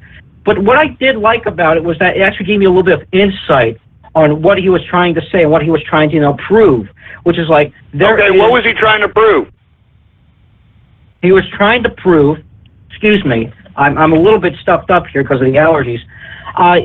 Here, let me read a little excerpt here. I present abundance distribution functions for fields along the minor axis... all right. No, I don't want to hear reading, Trump. And you see, that's what I'm trying to get across to you. I don't want to hear your reading. You said you liked the man, you were a fan of the man, you liked his work. I'm asking you to give me an exact opinion out of your own words about what you like about his work, given a given work, what exactly you like about the work, what it is that you appreciate about the postulation and the possibilities. That's what I'm asking you, sir. I'm just trying to say, I mean, when I read it, it's like, you know, when a scientist will go back and look at this work and they say, okay, here's what I know. I know this, and this from this paper. Let me see if I can test it and prove that if it's right. So if a scientist goes out and runs the exact same test with the exact same variables and gets the same exact answer, they'll know he's right. And if he doesn't, he'll say, okay. All right, you know what, right. Trumpet, I'm not gonna, you know what, I'm not gonna let you dig your own hole, man. I mean, are you kidding me? I mean, did you hear what you just said? I'm sorry, I had to hang up on you, man. I don't want you to embarrass yourself. All right? I mean, you mean to tell me that he did that so that other scientists can redo it so that they can validate what he did? I mean, I thought that the whole idea of the scientific method was to be able to bring to reality and to fact your postulation. Anyway, look, sorry, Trumpet. But listen, I don't mean to be picking on Trumpet, okay? I like Trumpet. He's a good kid. He's a young kid, all right? It's not his fault. But this is what I'm talking about. This is what I'm talking about. This fetish for people that have been fed through the media. You know what I'm saying? Through the media. I mean, because the media has fed that this black guy is supposedly some intellectual scientist that's the authority of science, that's the mouthpiece for science, all I'm simply asking is, can you please give me your scientific achievement? And I'm not talking about a paper. These papers are theory. They're crap. All right? I mean, you could write a paper like this, man. Anyone could write a paper like this, for heaven's sake, man. On the possibility of a major impact on Uranus. Like, you couldn't write that? Honestly. Jesus Christ. You know what? Now he's a scientist because of this shit? Give me a break, man. Look, I've been waiting for somebody to give me one scientific creation, innovation, discovery that Neil deGrasse Tyson has done, and I have yet to see it, all right? I have yet to hear anybody at any time say any kind of accomplishment from this guy, and I think it's a bunch of crap. All right? I think it's a bunch of crap, and I think that we need to stop. As far as pop culture and American society is concerned, we need to stop fetishizing, all right, supposed scientists that are not really scientists, all right? I mean, look, I'm just asking, okay, when did he have time to science when he was going to college during the time he was getting his degree or in a scholarship in Caribbean ballroom dancing? I'm not saying there's anything wrong with Caribbean ballroom dancing. I'm glad he did it. I mean, I'm sure he rocked the house. I'm sure he knows how to do the lambada. Okay, I get it. I'm just asking for a goddamn accomplishment from this son of a bitch. Is that so wrong? Is that so wrong, man? I'm serious. I mean, Jesus Christ, man. On the possibility of a gas-rich dwarf galaxies in the Lehman Alpha. On the possibility, huh?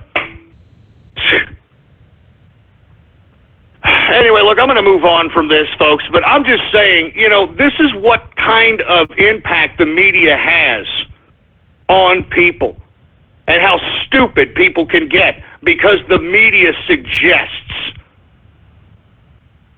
All right? That's all. I'm just asking questions, man, and no one can answer. No one's tweeted me one goddamn accomplishment this son of a bitch has done because they can't. They can't.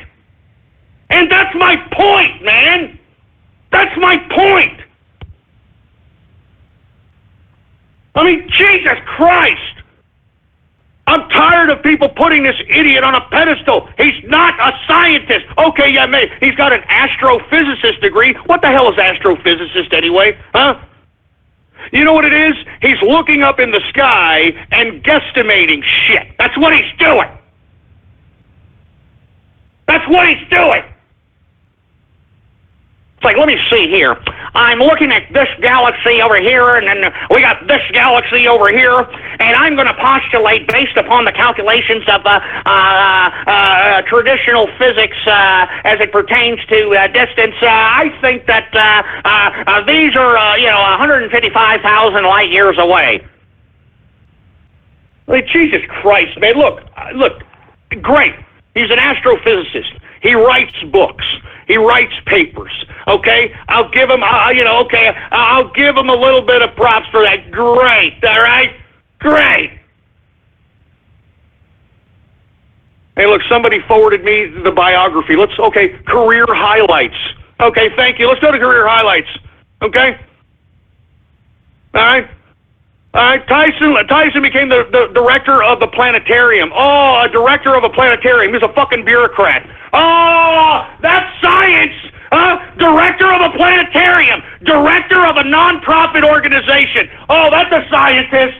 Oh, there you go. Right. Heading a non-profit organization justifies him being a goddamn scientist. That's just great. Oh, that's just great. Jesus Christ. And one of the most controversial decisions at the time was the removal of Pluto from the display of the planets in the planetarium. He classified Pluto as a dwarf planet, which invoked strong response from some visitors. I mean, good God, man.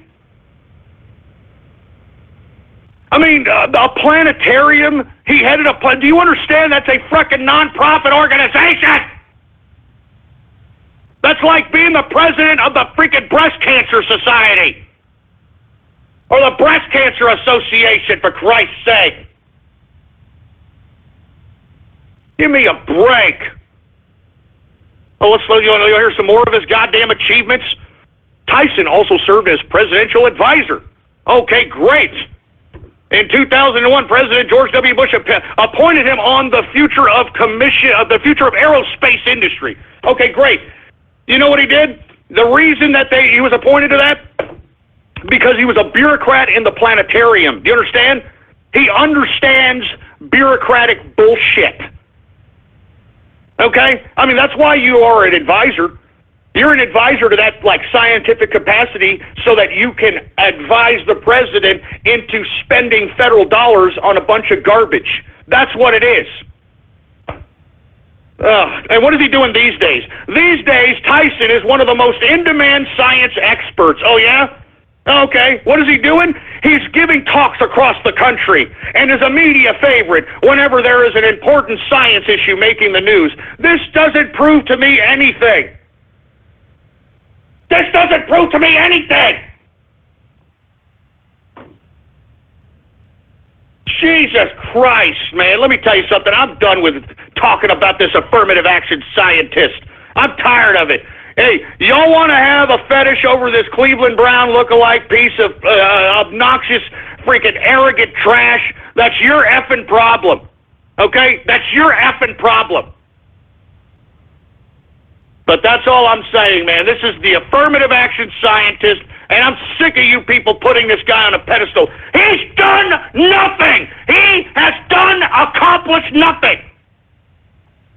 And not one of you idiots that are jocking this idiot Johnson can give me one scientific discovery, creation, or goddamn invention. Not one.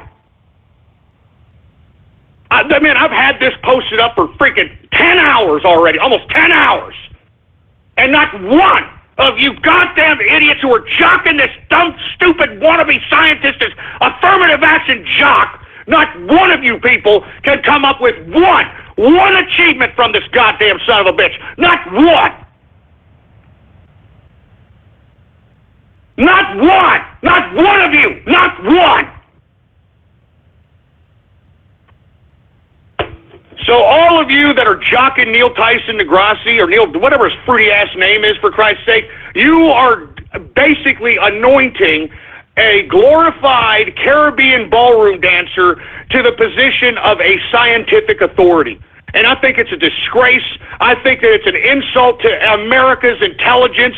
And as far as I'm concerned, I mean, this guy is a piece of trash. And if I saw this guy in the street, I'd spit in your face. You understand me, Neil deGrasse Tyson? I'd spit in your fat, stupid, Pop-Tart-eating face. You're a phony. You're a phony scientist as far as I'm concerned. You're a phony.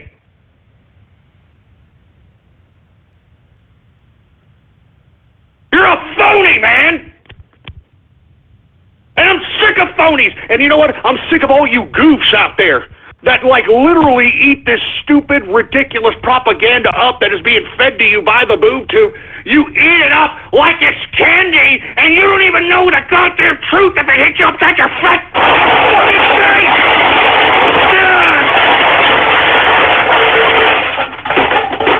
Damn it! It pisses me off, man, how stupid people are. It pisses me off how stupid people are. Jesus Christ, man.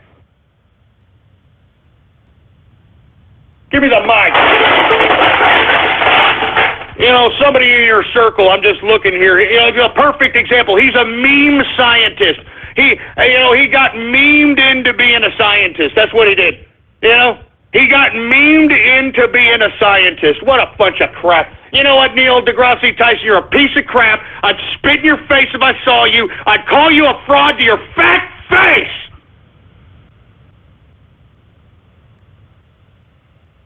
Oh, honored you should ask. Acquaint yourself with Google Scholar and search for my works.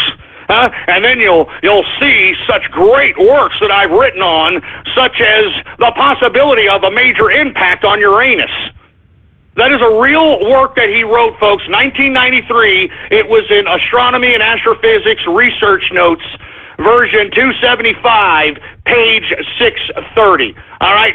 I'm not joking, all right? I mean, don't come at me that I don't know what I'm talking about here.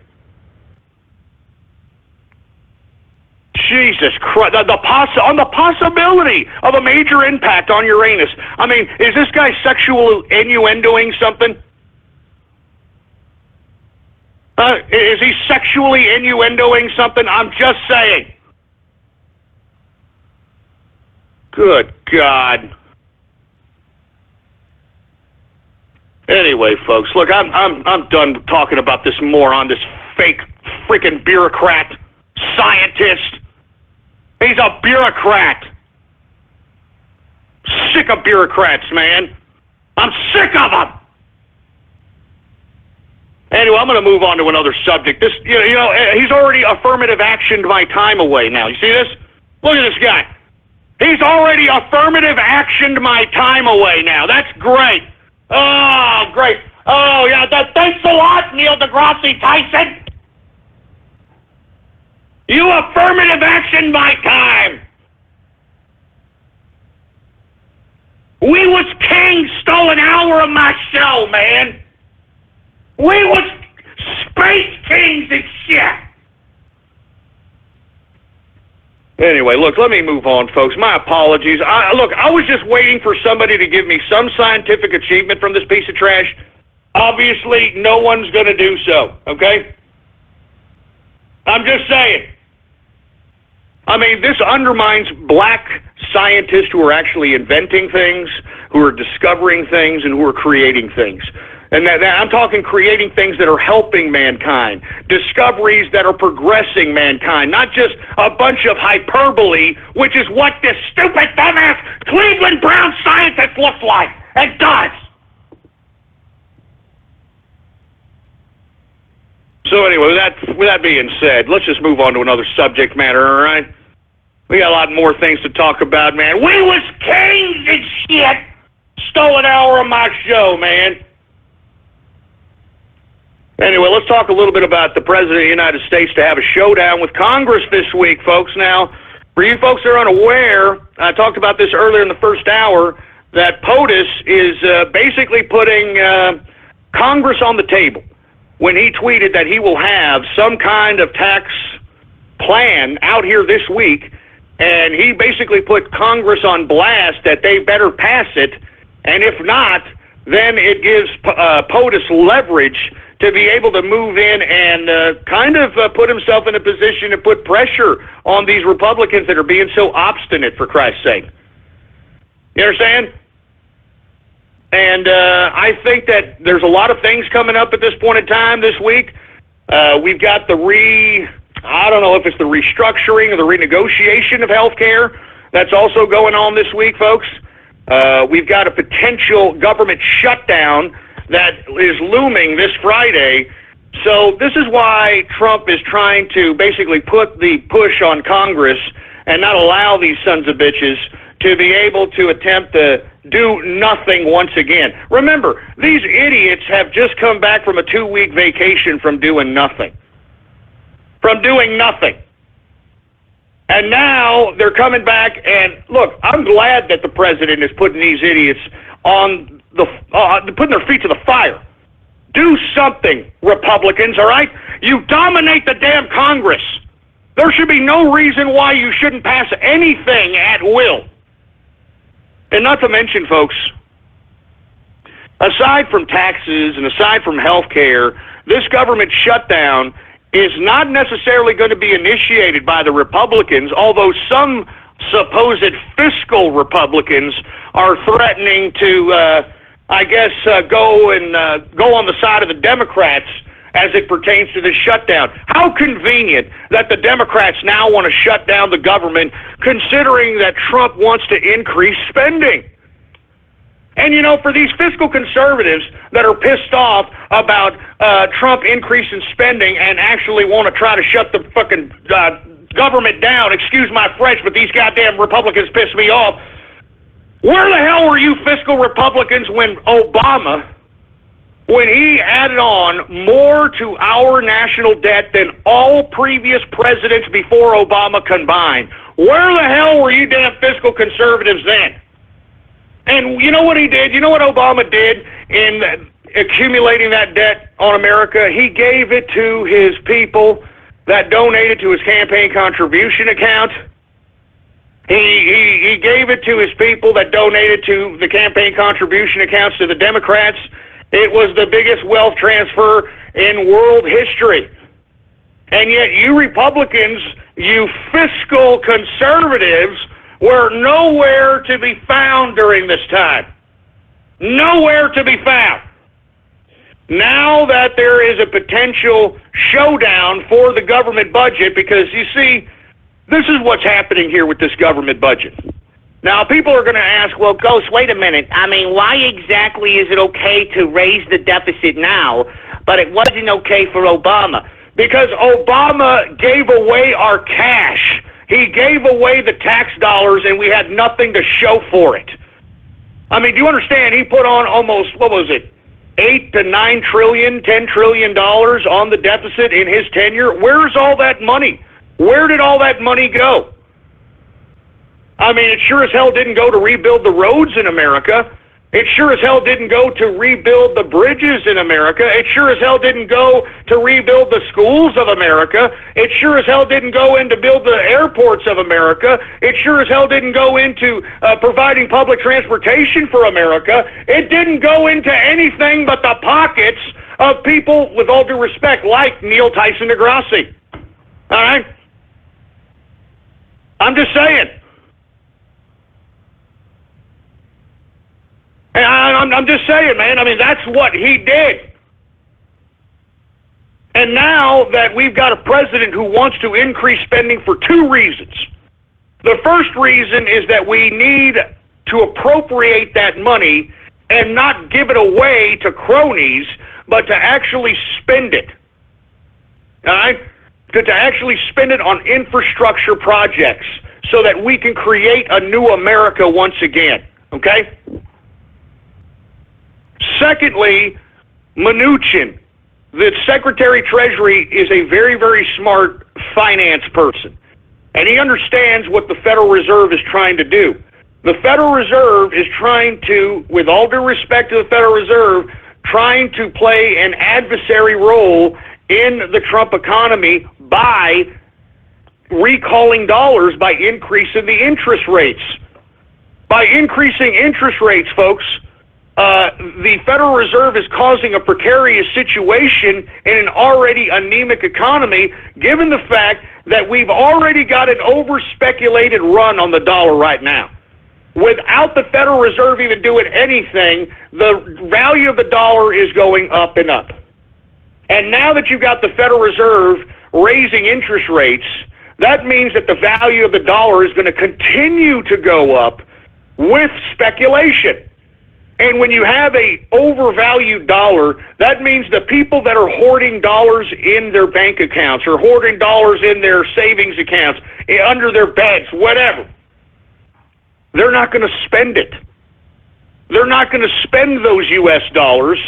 And as a result, all these plans in which Donald Trump, Mnuchin, Ross, Secretary of Commerce, all these folks want to do to make America great again cannot happen. All these economic initiatives cannot happen because we need a dollar that isn't as valued right now so that people can go and spend the dollars. Because we need a circulation of dollars in America so that we can create economic opportunity, so we can create wealth. And you see, folks, because the Federal Reserve is not being very friendly as it pertains to its monetary policy in the Trump administration, Mnuchin, being the brilliant financier that he is, understands that he can offset any potential increase in the interest rates by adding more debt to the United States deficit. Now, this is for the short term, of course, because right now we need an infrastructure bill to not only create a better America as far as aesthetics are concerned, but to put people back to work with real jobs, real payment, with real results. And this is what we need. I mean, this is something that's a shot in the arm. This is a short-term increase in the budget. Now, when Trump and the Republicans finally come together as it pertains to repealing Obamacare and as it pertains to passing tax cuts, that's what's going to offset any potential increases in the short term on the deficit. Because what we have found in observing the IRS tax receipts is that when the IRS has a lower taxation rate, they tend to get more money from taxes, as opposed to a higher tax rate when they don't have as much money accumulated in annual taxes. And the reason is this: when you have lower taxes, folks, you have more money circulating around the market, man. You have money circulating around the market of whatever, a state, a city, in our case, a country. So this is what we are in dire need of, folks, and this is why right now, when I hear fiscal conservatives talking about potentially shutting down the government with obstinate Democrats, because the Democrats are just doing it because they're not involved in it. I mean, they helped increase the goddamn deficit up to $20 trillion, and now all of a sudden they're becoming fiscal conservatives. They're a bunch of crap.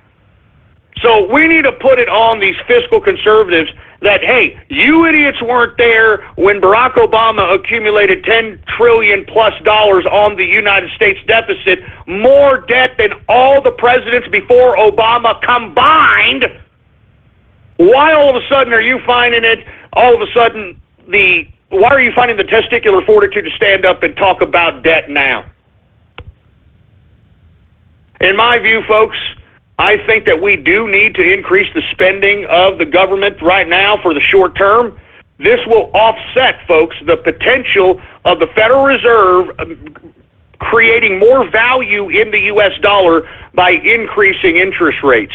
This way, if we increase the budget and take on more debt, regardless of how much the interest rates are raised by the Federal Reserve, the value of the dollar will be offset by the budget and by the debt incurred in that budget. Do you get it?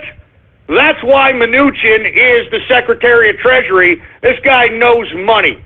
All right, if anybody knows money, it's Steve Mnuchin. I'm telling you that right now. So that's what we are up against this week.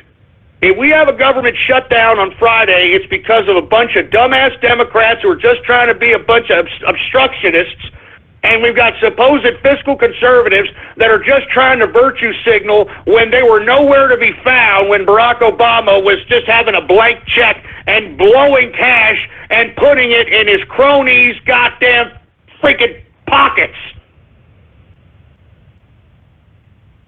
So in my personal opinion, I am for a short-term raise in government spending because I know who's going to be pulling the strings of that purse, and that's a capitalist by the name of Donald Trump, Steve Mnuchin, Ross from Commerce, and the rest of the capitalist administration that represents the Trump administration. And in the short term, folks, I'm telling you, it will pay off.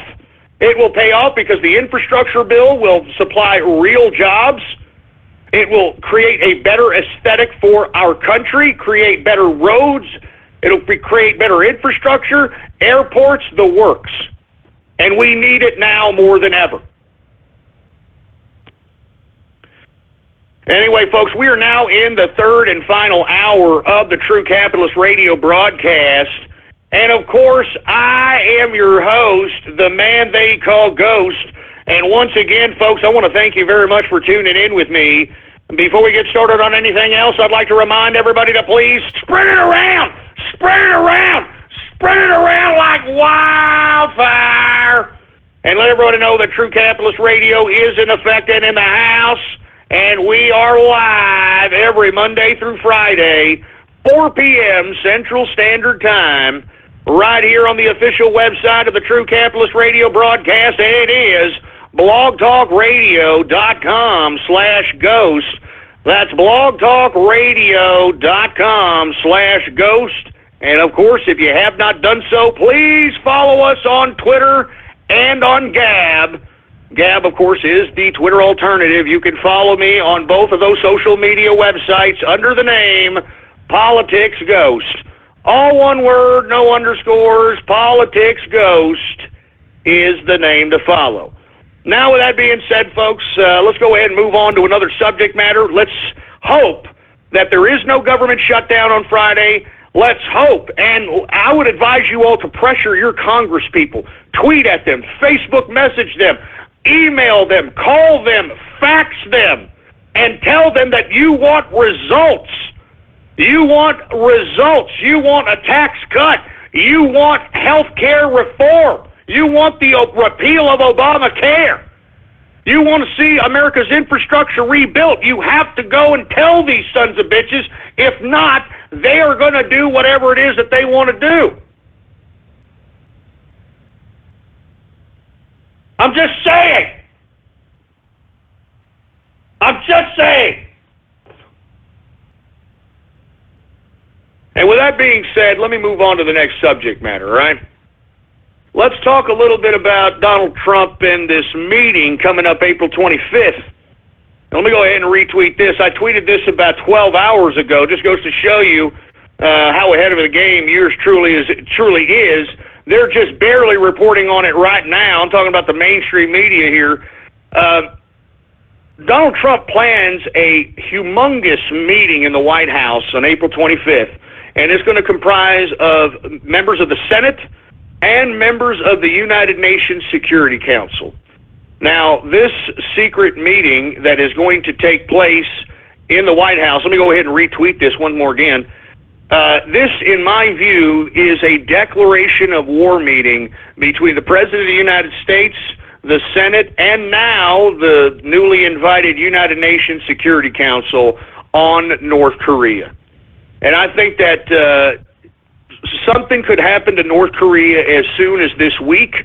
I think that everybody should keep their eye on this particular meeting here because the Senate is meeting with the President in secret at the White House with the United Nations Security Council. And the whole modus operandi for this meeting is North Korea. Now, that means that the removal of one Kim Jong-un is near, to say the least. And in my personal view, I think that within a week, we should see some level of response by the United States militarily to Kim Jong-un. Now, what Donald Trump has done is he's played Kim Jong-un like a fiddle. Because Kim Jong-un, he thought he was going to get hit up sooner than he did. Remember, right after the Syrian strikes, Donald Trump talked to China about the North Korean situation, and then thereafter, we started hearing some saber-rattling from the United States against the saber-rattling of North Korea, and before you know it, we're in this so-called standoff. But I don't think we're in a standoff, folks. In my personal view, I don't think North Korea has the capability to do anything. I think all they have is conventional warfare type of assets.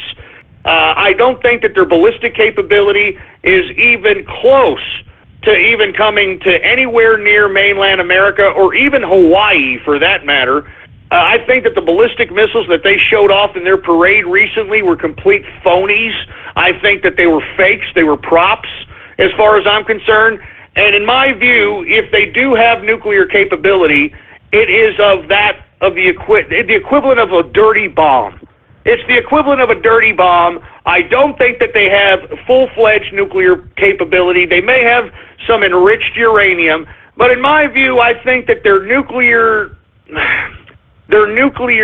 casualty yield will be very, very nil in comparison to what the hell they supposedly are talking right now.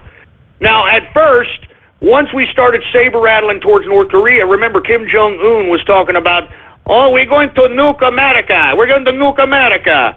And then, America didn't really give a crap, so, we're going to nuke America's carrier. And, it didn't really, we didn't flinch. No one's doing nothing, and then, I'm going to nuke China. Now he's going to nuke China, and no one's really taking him seriously. Now I'm going to go nuke Australia. I mean, this guy has threatened to nuke everybody, and the reason is he's like a petulant fat kid just talking out of his ass. Even Secretary of Defense Mattis has said that Kim Jong-un's threats are empty, and that even Mattis knows that Kim Jong-un is all a bunch of talk. It's all a bunch of talk. All his military might is in his ground forces and some used-up two-bit crap that he was able to obtain with the partnerships between Japan and maybe some of the trades with Russia and those folk. He has no kind of goddamn ballistic or nuclear capability whatsoever. I'm telling you this right now. So in my view, I think that, military action could come as soon as this week. And in my view, I think it's justified. I'm sick and tired of hearing Kim Jong-un talking a bunch of garbage. I mean, whoever is advising Kim Jong-un as far as international relations is concerned really is screwed him up. Because y'all remember when Rex Tillerson first gave that olive branch to Kim Jong-un and said that North Korea has nothing to fear from the United States, and you know what Kim Jong-un did? Fuck you. That's all he did. Now he's about to be removed from power. And to be honest with you, you know what Trump has done? Trump has literally allowed Kim Jong-un to act as his own PR firm to justify the very hits on North Korea. I mean, North Korea threatening to nuke everybody is just signing his own death warrant. I'm talking Kim Jong-un. Now, no one's going to care if this guy's removed from power. Do you think that the Chinese are going to care now that you have these idiots in North Korea threatening to nuke China? Do you think anyone else in the international community is going to give a crap? No, they're not going to give a crap. So whoever's telling Kim Jong-un how to play international relations is done goofed. I mean, they done goofed on him. I'm telling you that right now. He done goofed. And now, not only is America going to kick the crap and take out Kim Jong-un, but everybody in the international community is just going to spectate and probably give us a golf clap for it.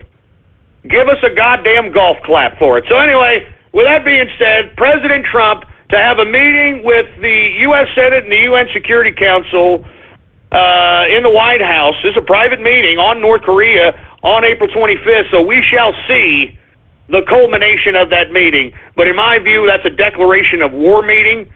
I think that they were trying to declare war in private so that they can go ahead and make a secret invasion and surprise Kim Jong-un while he's eating his freaking Swiss cheese and take him out, man. Take this son of a bitch out. And I can't wait either. I can't wait. Kim Jong-un needs to be removed. He's a fat, petulant, stupid, dumb rich kid. I mean, talking about a rich kid, this is a guy who inherited his own country. He inherited his own country. Stupid. That's why I'm telling you, he's like your typical quintessential Asperger or autistic brat. You know? I mean, they'll sit here and they'll pounce, they'll have a meltdown, they'll scream, they'll start hitting themselves, they'll start getting violent. But once some freaking big-ass man starts throwing them against the wall and starts slapping them around into reality, all of a sudden they're like, oh my God, no, I didn't know I was going to suffer the repercussions of my actions. That's what Kim Jong-un is right now. That's what this idiot is. A petulant autistic right now. Anyway, let's move on, folks. Let's continue moving forward. Got a lot to talk about here. Once again, we just discussed President Trump having a meeting with the U.S. Senate and UN Security Council members in the White House on North Korea tomorrow, April 25th. And we should see some level of movement in the theater of combat from America this week, in my opinion. So, once again, we shall see. Let's talk a little bit about 4chan. Now, I know I got a lot of listeners on Poll and on 4chan, B, and other sections of 4chan that I pretty much don't want to mention. And the thing about 4chan is, I remember when 4chan first found this broadcast and started raiding my goddamn broadcast, making prank calls and all this other crap. 4chan was never political. If you take a look at the archive, you take a look at the end of 2009, that's when 4chan first found yours truly. And they were pretty much just knocking off. There were a bunch of sick trolls. That was during the days of pools closed due to AIDS and, all that crap, okay? And, they used to listen, and they still do, by the way, but they used to listen frequently to my broadcast back in 2009, 2010, 2011, 2012. And throughout those years, even though yours truly was political, the 4chan community wasn't necessarily a political message board. There was no politics on a major scale going on 4chan. Then I took off there, 5 years from 2012 to the current day, and all of a sudden, 4chan has turned into the underground political forum post. Now, have things changed? You know what I'm saying? Now, I would like to think that I had a little something to do with it. I'm not trying to say I was the whole catalyst, because I do believe it was Gamergate that pretty much pole vaulted Poll into existence, no pun intended. But I'd like to think that I had something to do with 4chan getting a little political up in this son of a bitch. Now, with that being said, I do want to give Poll some props, because they have become, I'd like to think they learned from me. Because now they realize that they can counteract a dangerous organization like Antifa by exposing them who they are. Now, folks, you'll remember when I came back last year, about actually this same time last year, and we were doxing the delegates. We were doxing the Black Panther Party. Remember, I doxed the Black Panther Party leader, and because he was claiming that he was going to show up to the Republican convention with guns and so on and so forth. So yours truly decided to, say, hey, well, you do something out there. We know exactly who you are. We know exactly where you live. You live with your mama. You live with your wife. Why don't you just take care of your family, bruh? Why don't you just take care of your family? And as a result, they did not show up the Black Panthers did not show up to the Republican convention armed. Y'all remember that? Anyway, regardless, Poll has realized now that the way to combat Antifa, and Antifa, folks, I mean, they're being financed, and it's been proven that they're being financed by a lot of educational groups, a lot of teachers groups, teachers associations, professors associations, that the education industry has a major component in securing financing for Antifa. And as a result, Poll has taken amongst itself to literally identify each and every one of these Antifa terrorists that are out here conducting themselves in a violent capacity. All right? At any one of these rallies or marches that are, trying to, I don't know what these idiots are trying to do. Whenever there is a Make America Great Again rally, these goddamn Antifa idiots got to come in and they got to, they got to spray innocent people in the face. They got to hit people over the head with sticks, hit people over the head with freaking, a lock, key lock, man. I mean, give me a break. These people need to be stopped. And one thing I got to give props to Poll about is they realize that information is power. Information is power. And as a result, because now that Poll is utilizing every method possible to identify these Antifa, these terrorists, now Antifa is literally starting to get scared of weaponized autism. Can you believe that? Can you believe they're scared of weaponized autism now? Why? Because they think they can cover their faces.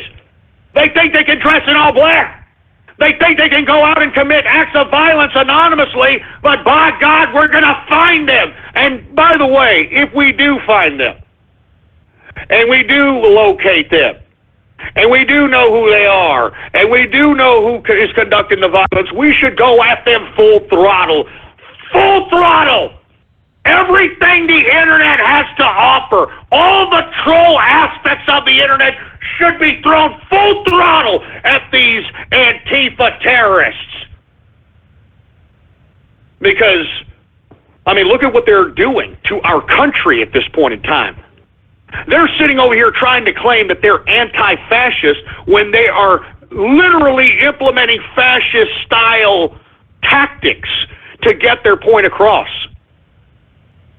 And you know what I find funny is that even though you have Trump supporters and Antifa supporters clashing together, and they both sides have spilled blood for this. I mean, blood has already been spilled many times in these clashes. What I like to see, though, and what makes me proud to be an American and be on the Trump train, is to see Trump train supporters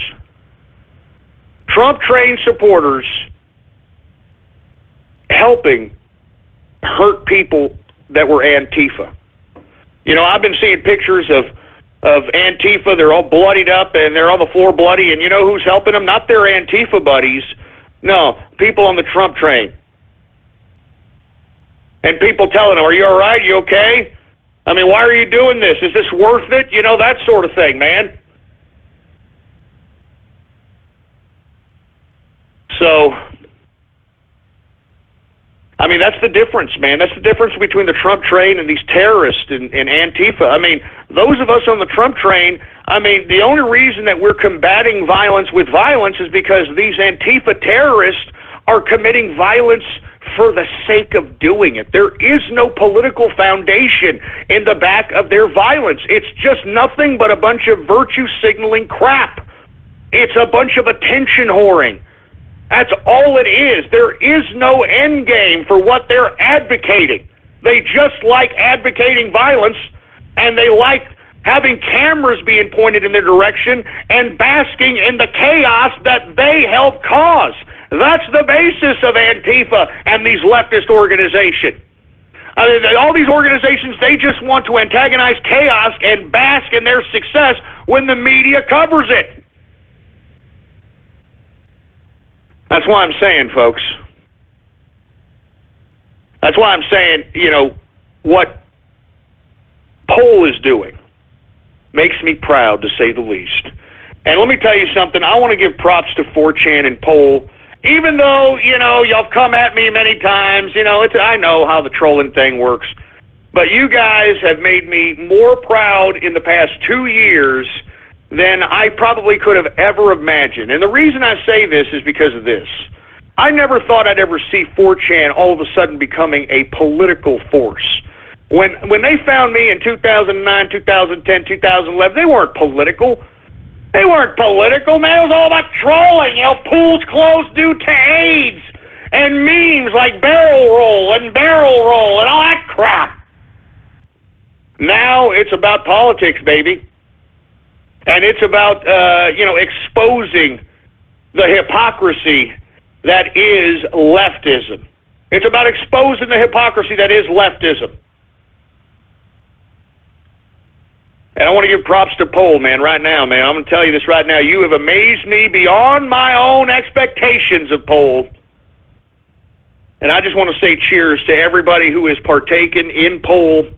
I remember when I first came back, last year, I think it was March 25th, somebody from Poll wrote a script in which whoever followed yours truly would automatically be followed by a whole bunch of people that wanted to.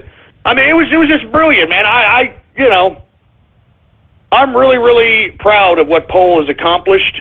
A long way, a long way from when you guys were out, doing what you were doing in 2009, 2010, 2011, 2012. So, once again, folks, I want to thank you all on Poll. Continue to do what you're doing. All right? Unmask these Antifa pricks. All right, Poll? Unmask these Antifa pricks and expose them. I mean, the guy that hit that poor, innocent idiot, I shouldn't call him an idiot, he got hit in the head with a lock, but the guy who hit that poor schmuck with a lock, all right? I mean, the guy who hit him that was Antifa, he's a professor. He's a professor, for Christ's sake. So these people need to be stopped, and we have to stop them. And we don't have to conduct violence. This is the internet's. You want trolling? You want grade A trolling? You want trolling that's going to make a difference? You want trolling that's going to be politically active? Do you want to be a trolling activist? This is your perfect opportunity right here. When Poll starts unmasking these Antifa idiots, go right at them with every troll thing you've got.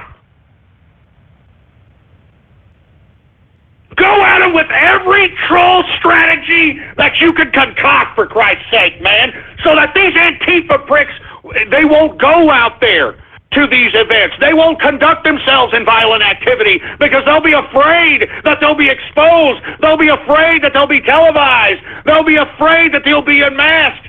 And that's what will prevent Antifa from going to these goddamn events. Do you understand me?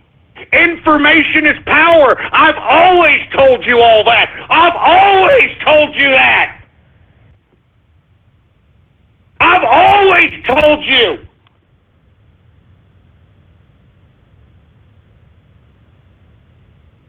I've always told you. Information is power, baby. Anyway, props to Poll, 4chan. Keep unmasking those terrorists from Antifa, all right? Keep exposing those pricks! Anyway, let me move on, folks. Let's talk a little bit about Mark Zuckerberg. Have you heard about his latest plans, folks? Mark Zuckerberg actually has revealed some plans for a Facebook brain interface. Now, folks, didn't I talk about this about 3 or 4 months ago about microchips and things being implanted in your brain in which you could legitimately think about being on the internet and search the internet just by thinking about it and literally just kind of interface with the internet to that capacity? You know how many of you stupid assholes were tweeting at me saying that I was a liar and that I didn't know what I was talking about and that I was tinfoil hatting and all this crap? I mean, I know who you are, all you idiots. Ghost, you're lying. There's no chip that'll have you search the internet. You're lying. You're lying. Well, you know what? Not only is it in existence, Mark Zuckerberg wants the technology for himself, okay? So once again, I mean, I am vindicated from all you stupid think-you-know-it-all assholes who think that, oh, no, you're lying, Ghost, all right? You're lying. You're lying. You're sitting here, you're saying that there's a microchip that they're going to put in your brain where you can think about surfing the internet. You're lying. Well, Mark Zuckerberg wants the technology, and if he wants the technology, then it exists now, doesn't it? Huh? It exists now, doesn't it? Now, don't you feel stupid that you're going to sit here, back 3 or 4 months ago, called me an idiot for suggesting that this even exists, and now Mark Zuckerberg is planning on unveiling a goddamn Facebook brain interface in which you could just think about searching on Facebook. You can connect to people on your Facebook just by thinking about it. So once again, man, I told you, all you people thought I was lying. You go suck an egg. How you like that? Mark Zuckerberg reveals plans for Facebook's brain interface. Go read it for yourself. I told you, God damn it, I told you. And before I move on to the next subject, remember what I've also said, is that these people that are the elites, especially the tech oligarchs and the scientists, the real scientists, not this Cleveland Brown look-alike affirmative action, Neil deGrasse Tyson asshole. I'm talking about people that actually create stuff, invent stuff, discover things, okay? People like Elon Musk, and I don't know about Zuckerberg, he's just buying his way into science and technology, but all these other people, these folks, why do you think they're advocating the convergence of humanity and technology? I mean, that's where the elites want to take humanity. They want to take humanity to integrate with technology so that regular human beings are the equivalent of meat bags and are going to be treated like animals. I mean, do you understand? I mean, it's in their literature. This is the future. I mean, why do you think you got this maniac, Elon Musk, talking about society must integrate with technology or become extinct? I mean, you got Mark Zuckerberg talking about brain interfacing with Facebook. I mean, you have all these other scientists talking about replacing the human flesh, the human organs with technological crap. I mean, this is really where people should be concerned about. People should be concerned about this convergence of technology, of humanity and biotechnology. This is really going to be the next schism of humanity. Those who can afford or are privileged to have biotechnology capability, which could provide a certain level of immortality, folks, and let's be honest. I mean, if we're going down a road in which we are integrating human beings with technology, then we are trying to achieve a certain element of immortality.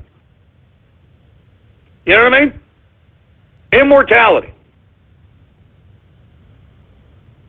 Anyway, folks, once again, Mark Zuckerberg reveals plans for a Facebook brain interface. I don't know what that makes you feel.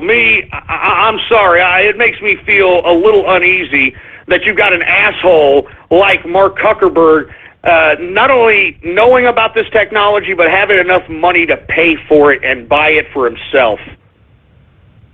Anyway, let me move on to the next subject matter. The first round of France's elections results in a runoff between Emmanuel Macron and Marine Le Pen. Now, in my personal opinion, folks, I don't think Le Pen's going to make it. Okay? Look, I want her to make it just so that, it can throw the EU into some kind of a whirlwind, and I'd love to personally see that for myself, but I don't think it's going to happen. And the reason is this Emmanuel Macron reminds me of a very poor man's Justin Trudeau. I mean, doesn't he remind you of a very poor man's Justin Trudeau, for Christ's sake? And not to mention, even though this man used to belong to the Socialist Party here, okay, he is now starting to appeal to the centrists of the political spectrum in France.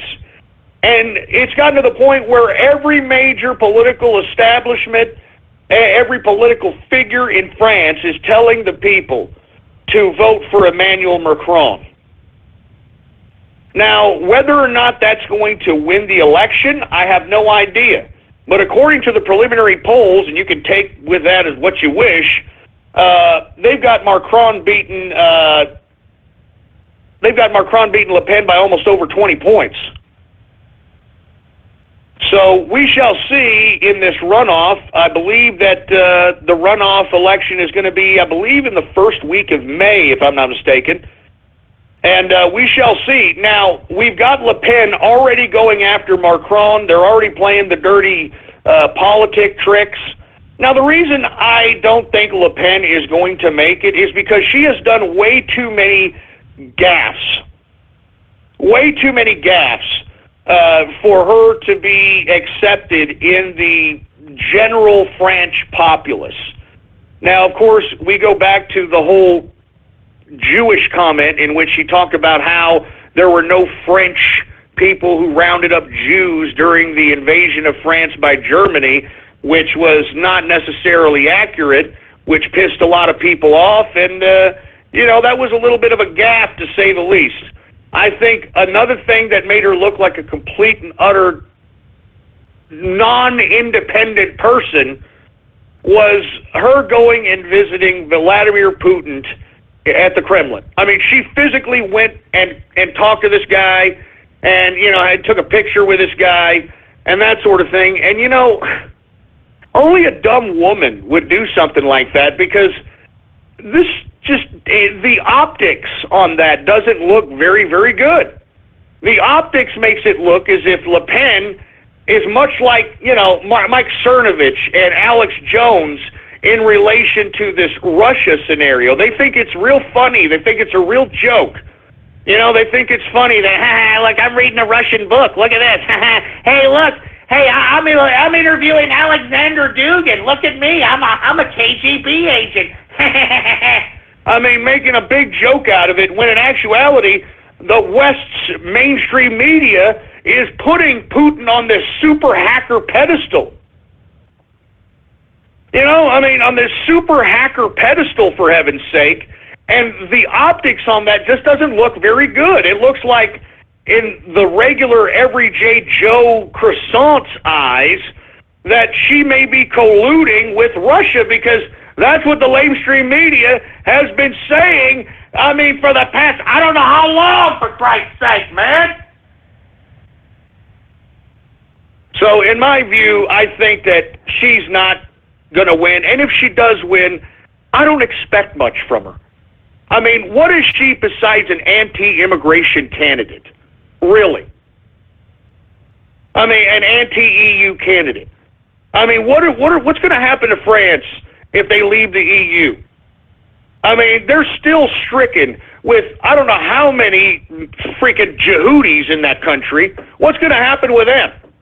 What's going to happen with all the people's euros that they have in their pockets? There is no, strategy. Le Pen hasn't talked about this. You know what I mean? Le Pen hasn't talked about this. So that's why, I don't put much faith in Le Pen. I don't know if she's legit. I don't know. She's a woman. I'm sorry to be sexist, but women leaders haven't been leaving a good precedent, folks. I'm sorry. All right, look at the broad from Argentina. Look at the broad who got impeached from Brazil. Look at the broad who got impeached from South Korea, who's now been indicted. All right, look at Angela Merkel, for heaven's sake. Look at that sturgeon from freaking Scotland, for Christ's sake. I mean, I can go on and on. Not a good precedent. Now, I'm not going to be all bashing on women. I have to admit, Theresa May, what a political strategist she was, unbeknownst to everybody. While she was kicking the can down the road, she was just solidifying herself politically and making sure that not only Brexit can happen, but she can assert it full throttle and validate herself with a snap election. I mean, unbelievable. The snap election undermines all the Remain camp. It removes Jeremy Corbyn from power. It'll give the Conservatives the goddamn majority in Parliament. Brilliant, brilliant politicking by Theresa May. But that's it. I can't think of another. I can't think of another one. I'm sorry. Anyway, this just in, folks. Breaking news. The United States prepares to evacuate 230,000 Americans from South Korea. Let me go ahead and retweet that. What did I tell you? Huh? I was just talking about this like about a half hour, 45 minutes ago, that the possibility of a strike this week is highly probable, given the fact that we have this meeting in the White House with the Senate, with the United Nations Security Council. I mean, what did I tell you? I tweeted this morning, 13 hours ago. I told you, baby, the prognosticator of prognosticators strikes again. I'm telling you, I mean, you know, like I said, you got to figure this stuff out for yourself, man. Maybe I'm a psychic. Maybe I'm Punxsutawney Phil. Maybe I'm lucky. Or maybe I'm involved in all this shit. Who knows? I don't know. You got to figure that shit out on your own. Anyway, let's continue on. We're running out of time here. Speaking of North Korea, since we're talking about it, China is urging restraint to the United States on North Korea. Now, why is China urging restraint? Well, let's be honest. I think China realizes that it bit off more than it can chew with saber-rattling the whole Asiatic area, okay, by basically encroaching on the maritime laws of everyone who borders the South China Sea. And now I think China is a little bit wary of the fact that if there is a theater of combat in North Korea, that it could spawn attacks on China from every other Asiatic country. Because lest we forget, this region here, I can't think of one group of people that like the Chinese. I can't think of one. The Vietnamese hate them. The Cambodians hate them. The Japanese hate them. The Philippines are kind of, I mean, who the hell knows what their relationship is? At first I thought they were lovey-dovey, and now you've got Duarte moving in some military assets on his islands. So I have no idea. I have no idea what the hell's happening here, but the reason China is urging the United States restraint on North Korea, because it's afraid it's going to take a couple of pop shots from some countries that it's saber-rattled against, and it doesn't think that it has the capability to be able to defend on all different fronts if that happens. So that's why China is like, look, we want some restraint, you know, please, Trump, don't go to war. But hey, I mean, this goddamn North Korean cheese-eating bastard has threatened to nuke enough things. I mean, he must be removed. All right? Remove Korean. All right? Remove Korean. Anyway, let me move on. We're running out of time here. Have y'all seen what's happening in Venezuela, folks? Venezuela is disintegrating into chaos as I think we're in the 4th or 5th day of protest of the mother of all protests. I mean, you've got independent people that are hungry, that are starving, that are they're attacking the police, they're attacking the government, they're attacking government facilities, they're blocking roads. It is a horrific protest that's happening out there in Venezuela. So what is Maduro doing? Maduro, because the army won't just, fire on on Venezuelan citizens, Maduro is now arming, which we reported on last week, now arming his supporters so that they can go on the streets and start killing protesters. And we've already have 20-something dead thus far. as it pertains to the Venezuelan chaos. Once again, the people that are starving in the streets, they don't have guns, folks. You know, Venezuelans don't have guns. You want to know why? Because Hugo Chavez confiscated those guns because he wanted to make a good communist society, a safe communist society in Venezuela. Y'all remember that? So they confiscated all the guns.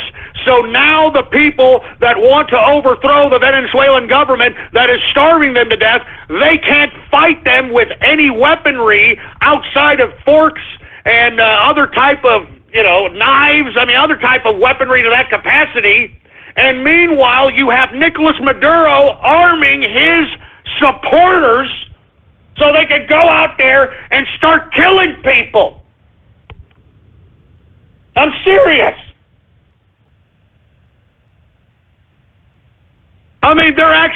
This Nicolas Maduro is arming, all right? They're arming goddamn, I told you about this. I told you that Maduro was going to arm his supporters. That's the classic leftist move. Do y'all remember? This is why the leftists in this country want to take away our guns, man. You understand? This is why the Democrats and everybody wants to take away our guns, because then they have the power over us. And then when we get so riled up that we're willing to put our lives on the line because we're starving, what does the government do? It's going to arm its supporters. Remember, that's when Obama was talking about a civilian police force. Do you remember this? We need a civilian police force that is just as armed and is just as capable and is just as funded. A civilian police force. Y'all remember that? That's classic leftist, socialist, communist crap. So whenever you hear somebody trying to say, oh, we got to take away your guns, you tell them about Venezuela. You tell him about how the communist socialist government of Venezuela is starving their people because of their own centralized incompetence, and because the people are fighting back in starvation, Maduro, the leader of Venezuela, is giving guns to his supporters so that they can go kill people that are protesting against his communist government. Welcome to communism/socialism, baby. All right? Venezuela.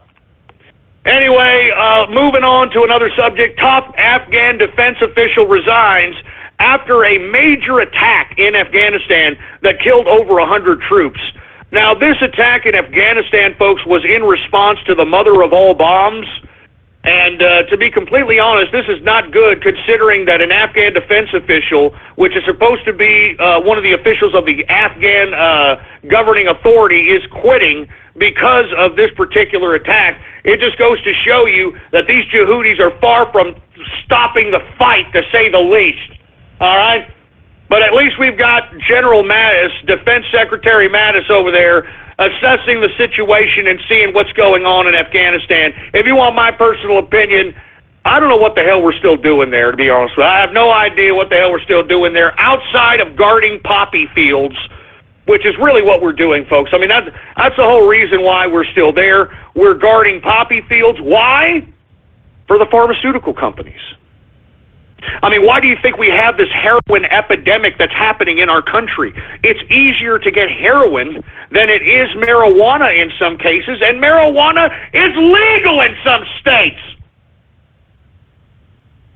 That's because, folks, we, the United States, are in possession of the poppy fields in Afghanistan. We actually have United States soldiers guarding poppy fields in Afghanistan. That's why we have this epidemic of heroin happening in the United States. Let's just be honest. Anyway, last but not least, folks, before we move on to Radio Graffiti, I want to talk a little bit about cartoons here. And the reason I want to talk a little bit about goddamn cartoons is because we had some stupid, ridiculous trend on Twitter that was something to the effect of things I learned from cartoons. Hashtag things I learned from cartoons, okay? Now, when I saw this, I had to comment. I had to make some kind of a tweet because, I mean, give me a break. But what I tweeted here was this. I'm going to go ahead and retweet it for you guys. I said, things I learned from cartoons, it's a massive psyop that hypnotizes the masses into becoming emotionally immature and socially awkward. Okay? That's what I think about cartoons. And that's what cartoons has made our society out to be now, doesn't it? I mean, all these people that are infatuated with cartoons, they're emotionally immature. Now, what does that mean? That means that these people do not have an adult relationship with the truth, and they utilize the escape of cartoons to deal with their lackadaisical approach with reality and the truth. It's better to stay in a ridiculous man-child mental capacity safe space than it is to actually deal with your effing problems and actually do something with your life, okay? All right, I'm just saying, I'm sick and tired of... Look, the bottom line is this. Cartoons, like, they kind of make a nonchalant view of serious life subjects. And I think that's where the emotional immaturity starts. I mean, take, for instance, a cartoon, an adult cartoon, like Family Guy, for instance. Now, Family Guy, what it does, because it's an animation and a cartoon, it takes very serious subjects that's political, social, racial. They take these subjects and literally kind of project them in a nonchalant fashion. Like it doesn't exist, like it's make-believe, you know? And as a result, the viewer, which more than 9 times out of 10 is an emotional infant, interprets this and uses the interpretation that's given by the goddamn animation and uses that to their own perception of life. And the proof is in all the Comic Cons and Pony Cons and Brony Cons and Furry Cons and all this other nonsense. I mean, that right there, with all due respect to all you folks that go to that's your thing, you want to go to it, fine. But the bottom line is the reason that that's there is because that is there to foster some kind of sociality in a social, awkward community. Because when you subject yourself to cartoons on a consistent basis, you don't know how to converse. I mean, listen to how they converse in cartoons. Listen to how they interpret emotion in cartoons. It's no wonder why we have a nation or a Western civilization of really emotionally immature and socially awkward morons. And you see, right when I say this, look at what's happening right now. Well, you know what, Ghost, you're lying. You know, it's TV too, Ghost. You know, it depends on the cartoon. I'm tired. You know what? Great. Okay, fine. Whatever. But you see what I'm saying here? I'm trying to make an observation that is a judgment call based upon the majority of the folks that are anesthetized with cartoons. I mean, let's be honest, guys. All right, anybody who has like a cartoon on their as their avatar, I mean, there's something wrong with them, okay? Either they're not very social, they don't have very many in real life friends, because either they're socially awkward because they watch too many cartoons, or they're emotionally immature because they watch too many cartoons, all right? I mean, it literally dumbs down the emotional maturity of individuals. I'm serious, man. I mean, it's just an immaturity that I can't stand. I can't stand it. You can hear it in these people that are anesthetized with cartoons, man. I mean, you can hear it. It's just that's a level of immaturity that just, it's cringy, man. It's cringy. And all I'm simply stating is, if, hey, you like cartoons, that's fine.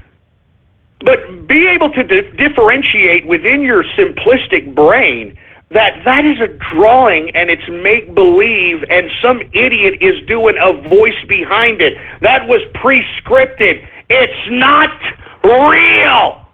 It's not real. Okay? So that's all I'm simply stating. Okay?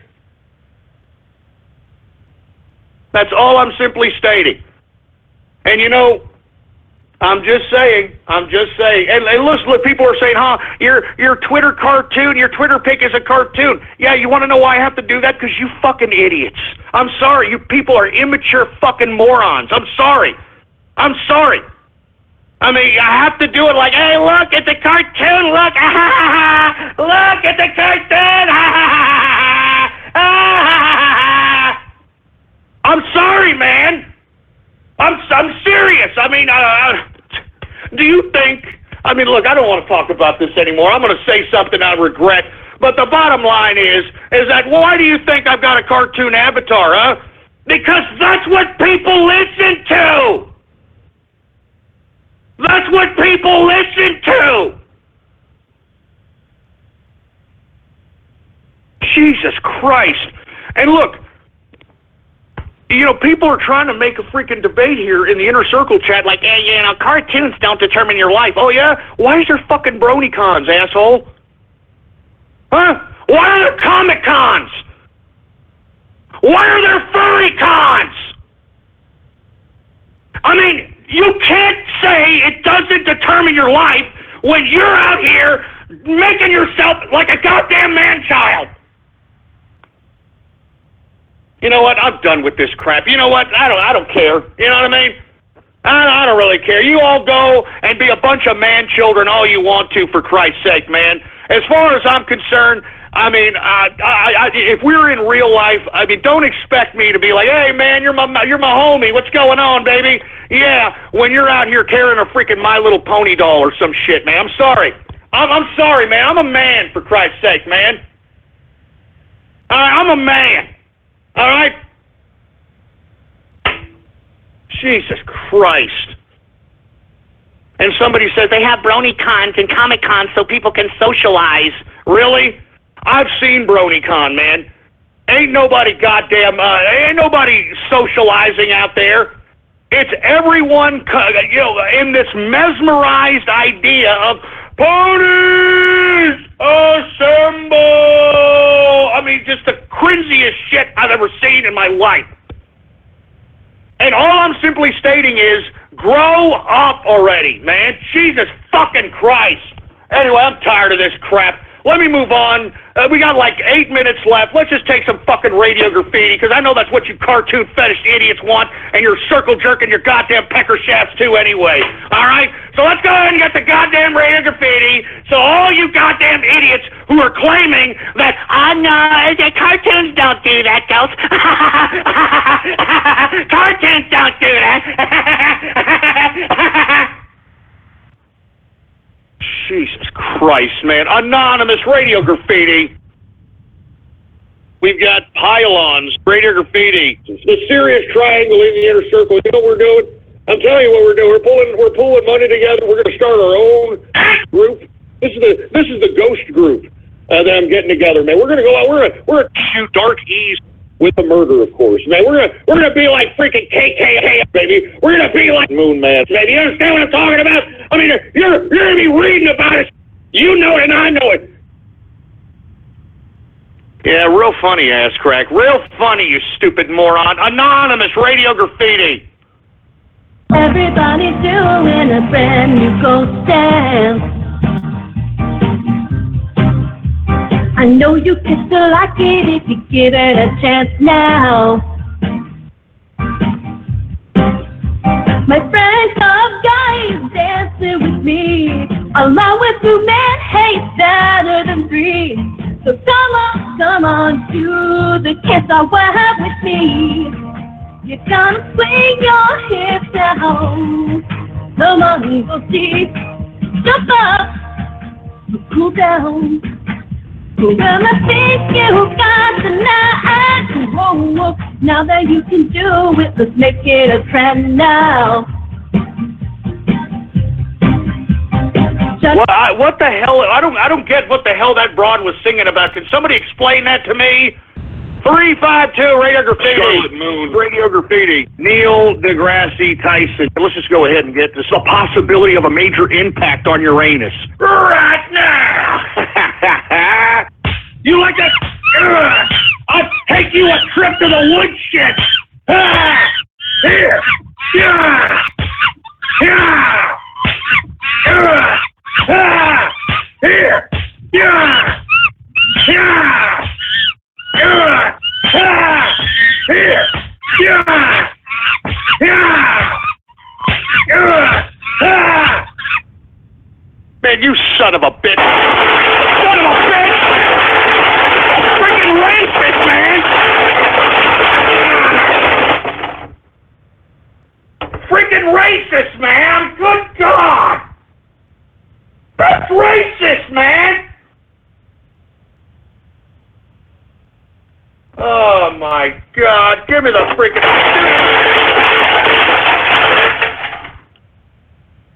I mean, Jesus Christ. Look, I am no fan of Neil deGrasse Tyson, but don't compare him to a chimp. Come on. Jesus Christ, man. 352 Radio Graffiti. Mr. Pay-Per-View, Radio Graffiti. Double dip dick hole. Try to say that 5 times. Double dip dick hole. Double dip dick hole. Double dip dick hole. Double dip dick hole. Double dip. And nothing of value was lost. You know what? Shove it up your ass. Shove it up your ass. Piece of crap. I got your double dip dick hole, brother. I got your double dick dick hole right here, boy. Give me the mic. Jesus Christ, man. Are you listening to this? This is what I gotta take every goddamn day. Anonymous Radio Graffiti. We got 8 equal radio. Fuck it, Graffiti. We've got Peyton Snake. What the hell does that mean? Oh, yeah, it's so much better. Silly was wrong. I never thought freaking pain would make it feel good. Oh, yeah. Well, now I got myself a kick out of me when I'm masturbating. All right, let me get it up. Oh, okay. All right. Have you done a bit of tohu? All right. You got it. Okay. All right, let's put that on.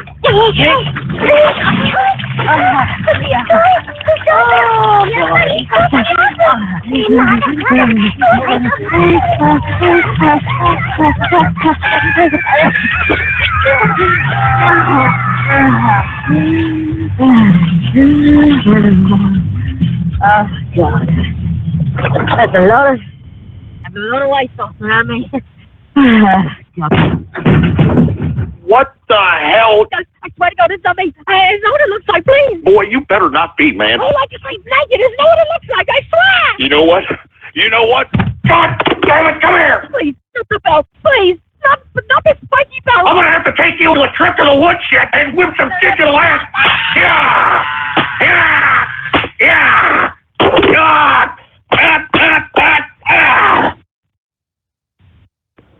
I mean, can you please just leave Raiden Snake alone? Leave him alone! Leave him alone! Leave him alone!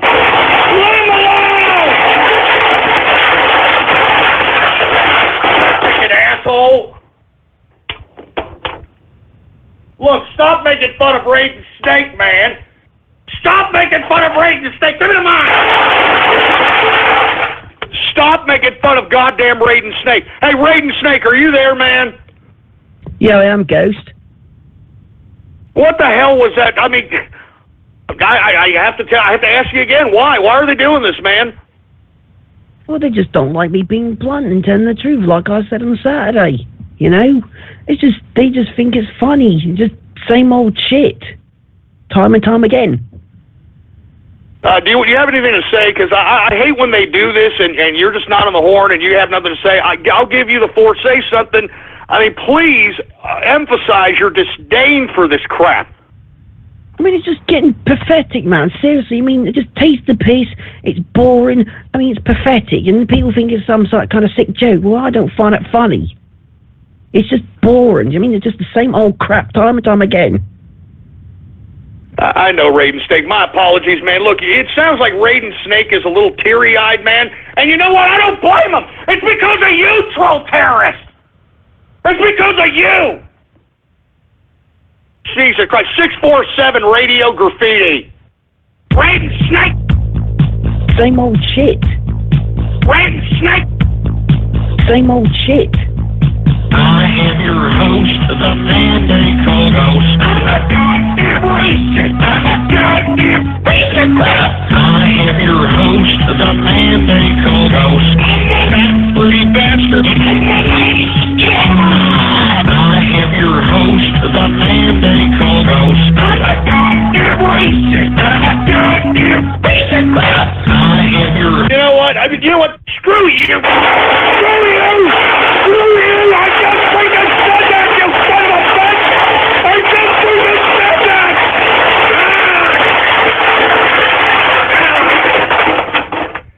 That's it. That's it. I'm done. I'm done. Stick a goddamn fork in me. I'm done for this carpet munching Monday. I'm done. Give me the mic. I'm done with this crap, man. I'm telling you, I deserve more respect than this, for Christ's sake. And you people keep besmirching me, besmirching me, besmirching me, besmirching me, besmirching me, besmirching me, besmirching me, besmirching me. Thank you for using Blog Talk Radio.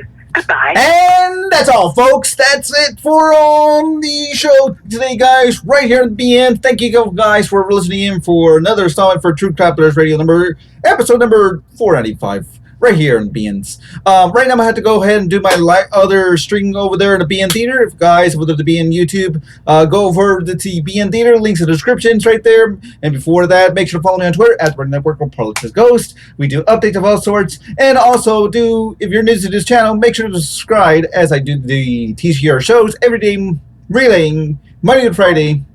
4 p.m. Central, 5 p.m. Eastern, 2 p.m. Pacific, as well as the Saturday Night Tro Show, Saturdays, 4 p.m. 5:30 p.m. Central, 6:30 p.m. Eastern, and 3:30 p.m. Pacific. Of course, you can also follow me on Twitter as well, and you get notified either way, but whatever works. Anyways, guys, I'm going to go over right now to start my next live stream over at the BNU Theater. Guys, it is Monday night. Of course, if you want to watch some wrestling Monday night, it's over there at the BN Theaters. Just go over there. It's starting right now, and I'll see you guys tomorrow for the next TCR broadcast. Shout out to everybody coming out, and I'll see you guys next time, guys. Later, guys. See you later. Shout out to Molly, too. Good job on that slice. Whoever played that. Yay. Yay. Should be more of those. You know, I'm just saying. Just follow Molly. She has all these slices running around to her channels. Just go ahead. Go ahead. Go.